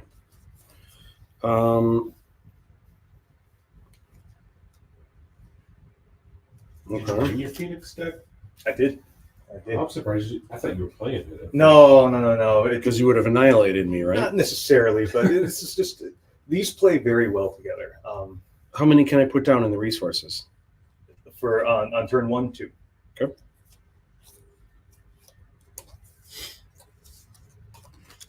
Right now, the Boba Fett and the Iden Versio decks are like top of the meta right now. There's a whole Boba Fett deck? Oh yeah. And then one of the first ever the company fully sponsored a tournament where they gave all the prizing and everything. The worst leader ever is IG-88, apparently. And the guy who took first place ran an all IG-88 deck. And I was like, give that guy an extra box of, like a sealed box of cards. I mean, he earned it. Wow. All right. Okay, so I'm going first. You have the initiative? I do. So can you hold your cards to Anthony just to show people at home? I'm not going to look, but just so people, is there anything you can explain, like what you're doing, why you're doing it? Okay, well, on turn one, I can Good. I want to see it. I want one. to see it, Brian. And they don't do anything special, but they're one drops. So, for example, I'll pay the 1 to put out a TIE fighter into the space zone. And now it's Matt's turn. And Matt, because you went second, well, okay, no, keep going. Okay. I am going to I was almost thinking in Magic terms. put in my space zone here. Oh, Right here. that is an upgrade. Oh, never mind. I was going to do that, but instead I am Scott did going that to. too. You have upgrades. You enhance units. Oh, gotcha. Okay, so this is an upgrade. This is a unit. I am going to put down this 4. You have to pay for in order to do that. Oh, I'm not going to do anything. Okay. You're not going to do anything? Can you not do anything? Nope. Then you would want to claim the initiative. I'm going to claim the initiative for next time. And I'm going to pay my last one to put Stormtrooper onto the field. Okay. And since you kept initiative, that's all we can do. So All right. we So untap, draw 2. Okay. Draw 2. What does an event do? Event. That's just, you can just play it. It's not a Okay. It's not a character. It's not a vehicle, but it's just a card you can play. Okay. And then do I go first because I have the initiative? Yes. All right. I am going to make an event happen. Oh, wait. Can I put more cards down Yeah, here? you can put up to 1 resource. Just one? The All right. first turn of the game, you put out 2 to get your resources going, and then from that on, you can put up to 1. Okay. There are cards in the decks that can let you do more, but we haven't seen them yet for some reason. Okay. I am going to put in my space unit. I'm going to put an event of the Asteroid Sanctuary. You can play that for 2 Okay. to exhaust an enemy unit. So you can tap one of my units. So I can't attack you with that this turn. Okay. But an event just goes after you use it, goes to your discard pile. Oh, okay. Yeah. All right. So you use that. Yeah. Discard. Okay. And I'm going to attack your base for 3 directly. Okay. So we'll just. And you don't even take any damage because I don't have anything out here, right? Oh yeah, bases can't attack you. Or I meant like Luke Skywalker or something, right? Because they're not on the field. Okay. So back to you. I'm not going to do anything. Are you going to pass, or are you going to keep the initiative? I'm going to keep the initiative. Okay, so now that's it for your Yes. for your turns. So I'm going to pay 2. No, I'm going to pay 3 to play the cell block guard. It's got Sentinel, so if you would have the ground unit to attack me with, it has to go through Okay. the guard.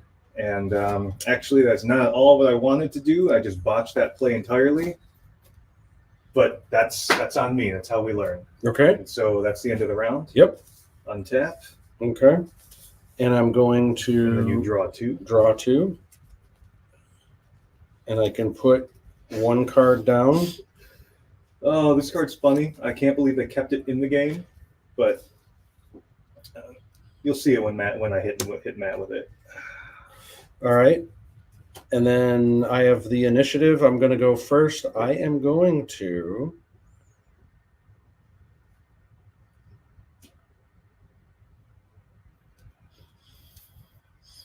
I'm going to do a General Dodonna. Mhm. It costs me 4. So that's your action. Resources. And he comes into play tapped. Okay. Because he's old. And so back to me. I'm going to pay 3 to play I Am Your Father. It's a gambit. I deal 7 damage to General Dodonna unless you give me your best. No, like when Vader says Luke. It's like, For real? yeah, it says deal 7 damage to an enemy unit unless its controller yells no. If they do, you don't take the damage, but I draw 3 cards. So it's a matter of what you want to Okay. happen.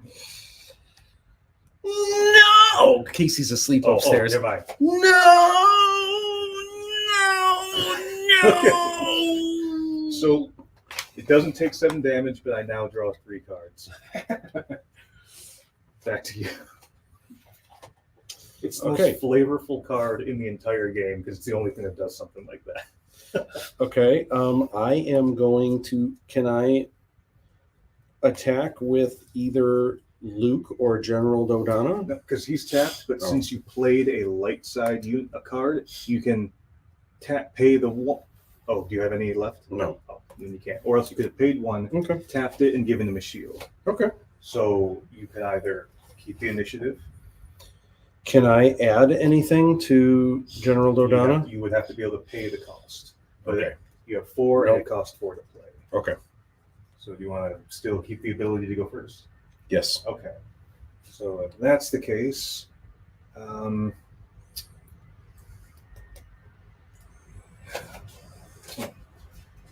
do any of that because I didn't play anything this turn. I'm going to attack your base for 3. Dang. Dang-a-ga-dong, ding-ga-dong, ding, ding-ga-dong-dong. I'm going to attack your base for 3.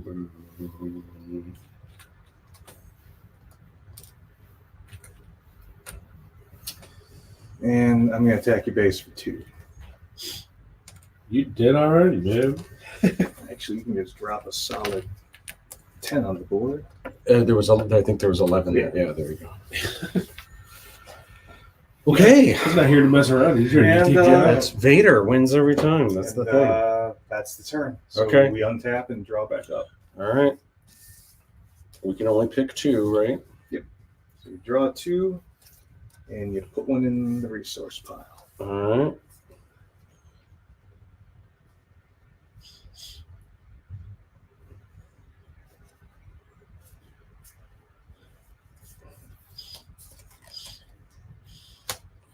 All right.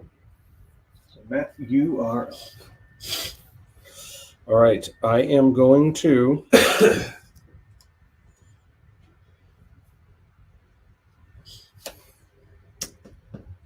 I'm going to do a trick. Okay. It's a waylay. Mm-hmm. Oh. Return non-leader unit to its owner's hand. So I do 1, 2, 3. Mm-hmm. And you can bounce something back to my hand. Oh. Something from your discard pile? Nope, just something that's on the field. So you can just remove it from the field. Oh my gosh. Get this with the Sentinel or something? All right. There you go. Back. Okay, and then that just goes to your discard. Oh, that's all I did? Oh. You pay 3 for Super Laser Technician. When that is defeated, it goes right down into my resources. Is there a radar technician in these? Oh, not this set, but I hope it looks like Matt. Hope it's literally Oh my Matt. gosh. Radar The radar technician. technician? That would be amazing. Oh, they probably couldn't have it for this era anyway. I think they can just pick it from whatever era they want, honestly. I would Gotcha. love a Knights of the Old Republic set. So Oh, back to you. Oh, Darth Revan as a leader? Oh, I would place it. Oh, that's my money. all right. So I am going to. When would I do an upgrade to anything? You can only upgrade a unit on the field. So if you have an upgrade, you can use it on Dodonna if you can Okay. pay for it. Would I ever put Luke's lightsaber on there? Or no? You could to give it the extra damage. Let me just do. I'm just going to do a resilient. Okay. It's 1. Plus 3. So so he's got 7 life instead of 4. Okay. And that, Isn't that actually, it actually just works. Yeah, there you go. Okay. Back to me. What can I do?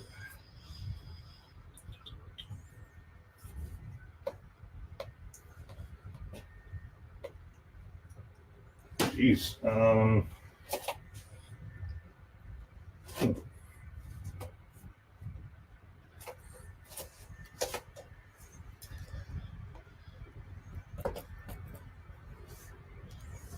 I can attack Dodonna for 3, taking out the Stormtrooper, but also taking out 3 of the life. So basically, the Resilient doesn't even matter at this point. You're back to 4. And that now bounces back to you. I want my General Dodonna to attack Attack what? the base. Okay. So I'll take 4.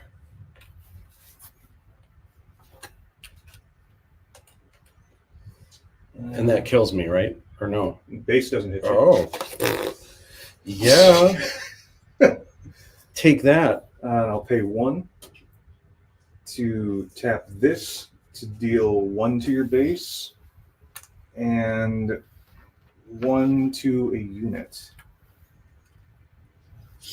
Okay. And Dodonna attacked. So what else can you do over here? Can I attack the base again? Do you have something untapped? Oh, no. Oh, yeah, I have 1. Oh, I mean, do you have any units that you can play to put onto the field for 1? Oh, no, I don't. Okay. So you probably would want to just keep the initiative and keep going first. I think I'm going to keep the initiative. Okay. I think is the safe way to go. Okay. Well, then my TIE fighter is going to hit your base for 2 more.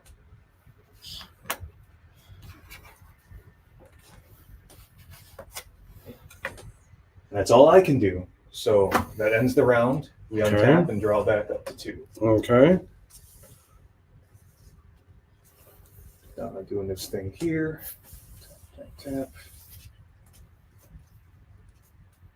Yeah. Oh. Okay.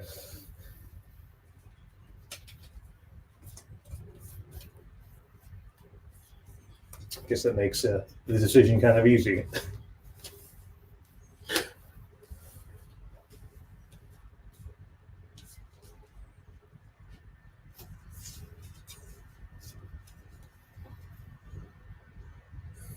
So I've got 6 resources. Okay. It's my turn to go, right? Now, because you have 6 resources, they don't even have to be untapped. At some point during your turn, you can summon Luke onto the field. Okay. But go ahead. I'm going to put Chewbacca on the field. And that's the cost of 1, 2, 3, 4, 5. Okay. That's your action. And then I just need 1 to summon Luke to the field. Is that what you said? Well, you control 6 resources currently, Yeah. and just the action of controlling them, meaning at 7. at some point you can. Okay. Control. No, you have 6. Oh, okay. Okay. Okay, so that was your action playing Chewbacca. Okay. So let's see.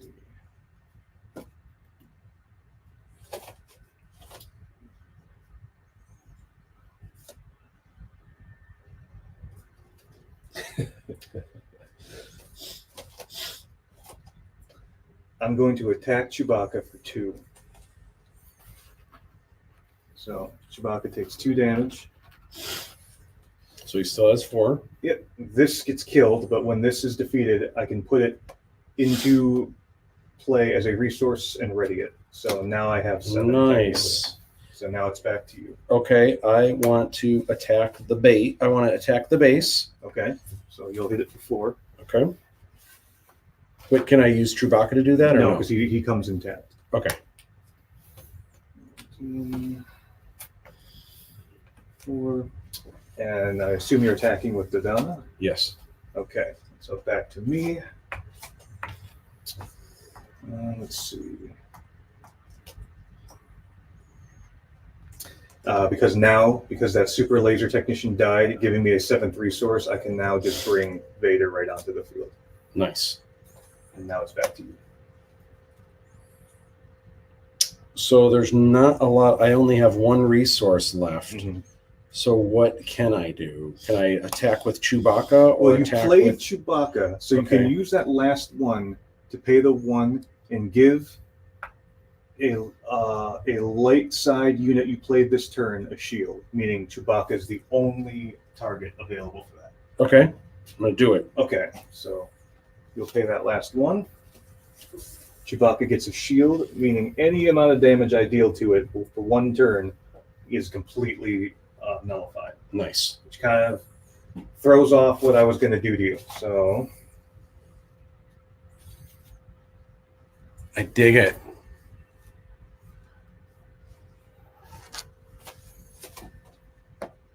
okay, so what I can do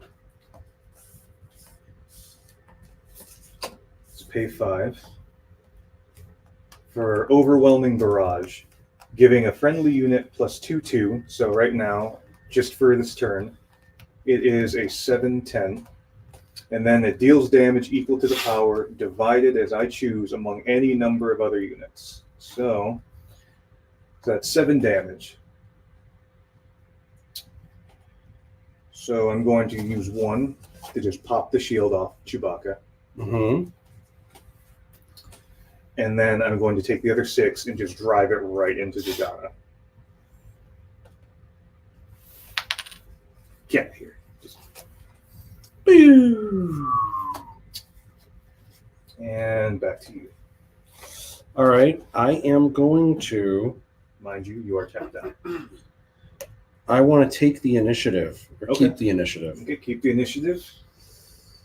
Then, in that case, I will. What am I going to do? I'm going to pay the last 2 to attach Vader's lightsaber onto Vader. And when played, if this is attached to Darth Vader, deals 4 damage immediately to a ground unit. Okay. So, oh, Chewbacca's dead. What? Yep. And is done. Vector Prime comes to life. Very sad. Okay. And let's see, because of the lightsaber itself, Transformers. Oh, Vector Prime. Yeah. I was like, you know who that is? the lightsaber gives Vader +3/+1, so he's an 8/9. And back to you. Oh, you kept the initiative. Okay, so now I'm just going to attack your base What, for 8. bro? Bro. Space bro. Space bro. He's wrecking you. He's wrecker. He's part of the Bad Batch. Dude, you came in like a wrecking ball. And because we're friends, I'm gonna pass the turn, and we can untap and draw back up.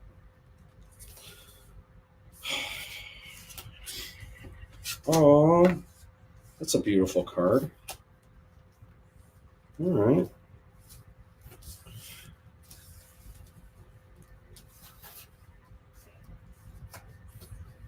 Is there how much of an advantage is there to having the initiative?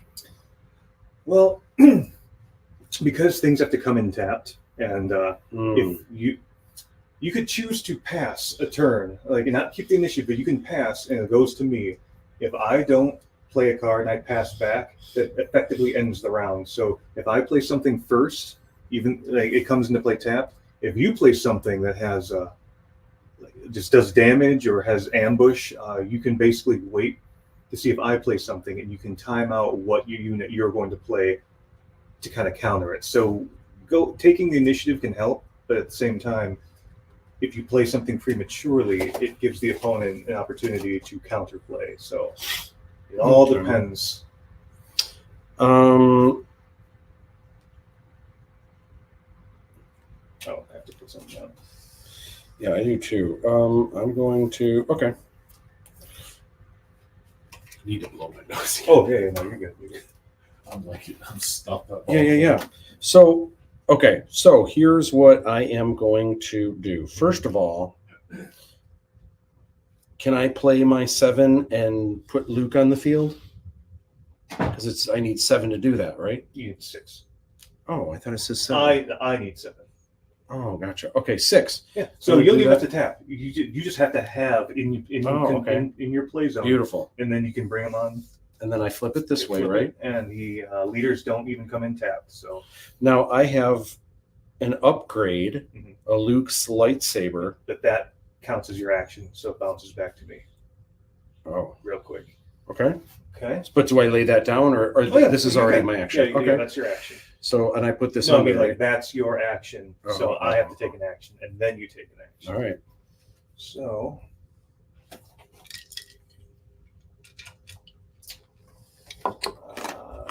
This is a good action. This is a good action for you. Because it's going, I'm going to show you real quick. I will pay. See, this is okay. You kept the initiative by putting out Luke first, forcing my action because I don't know what's in your hand in theory. Mm-hmm.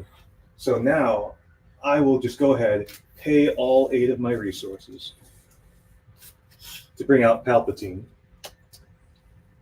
But when played, Palpatine basically does Force Lightning and deals 6 damage divided as I choose among enemy units. But that's the only unit there, so I can just deal 6 damage right to Luke's face, leaving Luke at 1.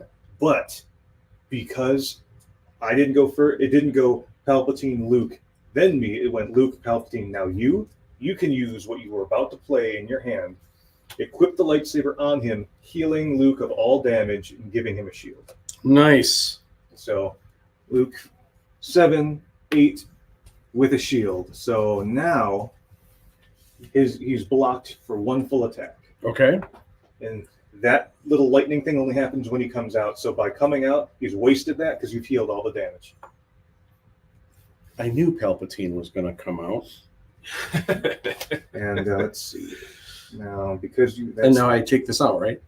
Because the shield? No, the shield's there. You leave Oh. the shield there. Okay. So he's good to go for any damage hitting him will be blocked completely one time. One time. Oh, yeah. So okay. now, because knowing that shield's there, I can't do dick to Luke Skywalker right now. So Mhm. Vader's just going to take his, in theory, 8 damage, attacking your base directly, but on attack, you may deal 2 damage to a unit. So just this non-combat damage can literally just pop the shield safely without having Luke's combat damage hit Vader. Okay. But because I'm hitting you for 8 and you're literally at 22, I just blow up your base. And you're dead. What? Wait, what happened? Because you were at 22 and I hit you for 8. Oh, my That's gosh. 30. Annihilated. And I was about to use C-3PO, which, like, you choose a number and then the card underneath. Like, that looked like a lot of fun. Check out the art on this. The art, I love the art on the C-3PO card. Mhm. Isn't that cool? Maybe hard to see, but that's really nice art. Love it. All right. That was a lot of fun. And I can see where when people know what they're doing and you can kind of go a little bit faster, Yeah. I can see where it's kind of fun to be in a battle and to choose. There is some strategy to what you're doing. And these are just 2 leaders out of 18 other leaders, roughly. Like, not necessarily 18, but there's so many. Yeah. You have Vader. Palpatine himself is... It's just disgusting how I lose to Palpatine all the time. Yeah. As a leader. Chewbacca's his own leader. Director Krennic, for whatever reason, is a leader. Andor is a leader. He's pretty Yeah. fun. He's pretty fun. He's about regaining resources. Yeah. So Let me have you set this over back on there again and then come on back behind the bar. We will wrap up this show. Thank you for everyone like hanging out and checking out what we got going on with the show. This was a lot of fun. and I appreciate you guys letting me show Matt how to play Star Wars Unlimited. We'll have to do it. We need to have more Star Wars episodes, I think. I know watching us play a Every day. TCG might not be the most riveting thing, but when you're here, it's interesting. So next time, again, 1 week from today, we are doing a collab with Character Hub where I am choosing 6 different characters that people have designed. I'm going to draw them. So I know a lot of people have been saying, man, the Livestream Lounge, it's cool. I love hearing what you have to say. I love the projects you have going on. I'd like to see you draw. I want to see you draw and paint on the live stream. You're in luck next week because that is going to be the big focus. I am going to be drawing And I'm only going to be spending about 10 minutes on each one, but I'm going to take a look at these characters. Some I feel like I have juice to help. Some of them I feel like it's just a really cool character, and I just want to try drawing it really quick. Oh, I wish I was a character. It's going to be, I know, like it's really neat. So I might do more of these in the future. There's artists all the time. So check out Character Hub Faux Shizzle. That is the Livestream Lounge. It is an official podcast on YouTube. You can check out all the old episodes. You can listen to them when you're at work, what have you. Most Sunday nights will definitely be back next Sunday night for sure. Brian says, you're an awesome artist. Have a great summer. Thank you, Brian. Thank you so much. I appreciate that. You have a great summer too. And man, keep tuning into the live stream. It's great to hear from you. Thank you very much, James. That was a hoot and a holler. It's nice hanging out with you back behind the camera, man. I know. Like, we haven't done that in a while. Yeah, awesome. All right, so that is the show. Thank you guys so much, and we will see you guys. Oh, I got to move it to, and I will see you guys next time.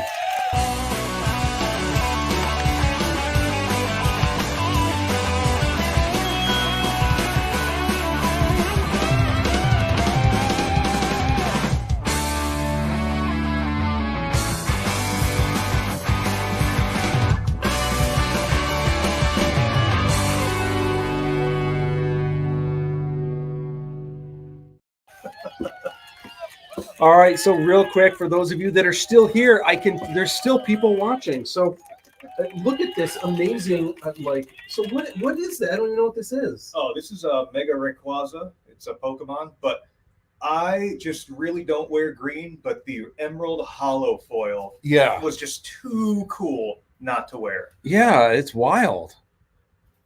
Neophoric. That's where I have that Pikachu one too. Okay. Dang, that is super cool. I want a really cool prismatic sky sail one, like in a cyberpunk aesthetic. Yeah.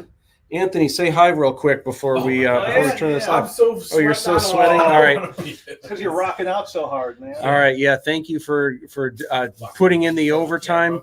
Super fun. And man, off Wiedersehen for now. Thank you, peeps. Woohoo!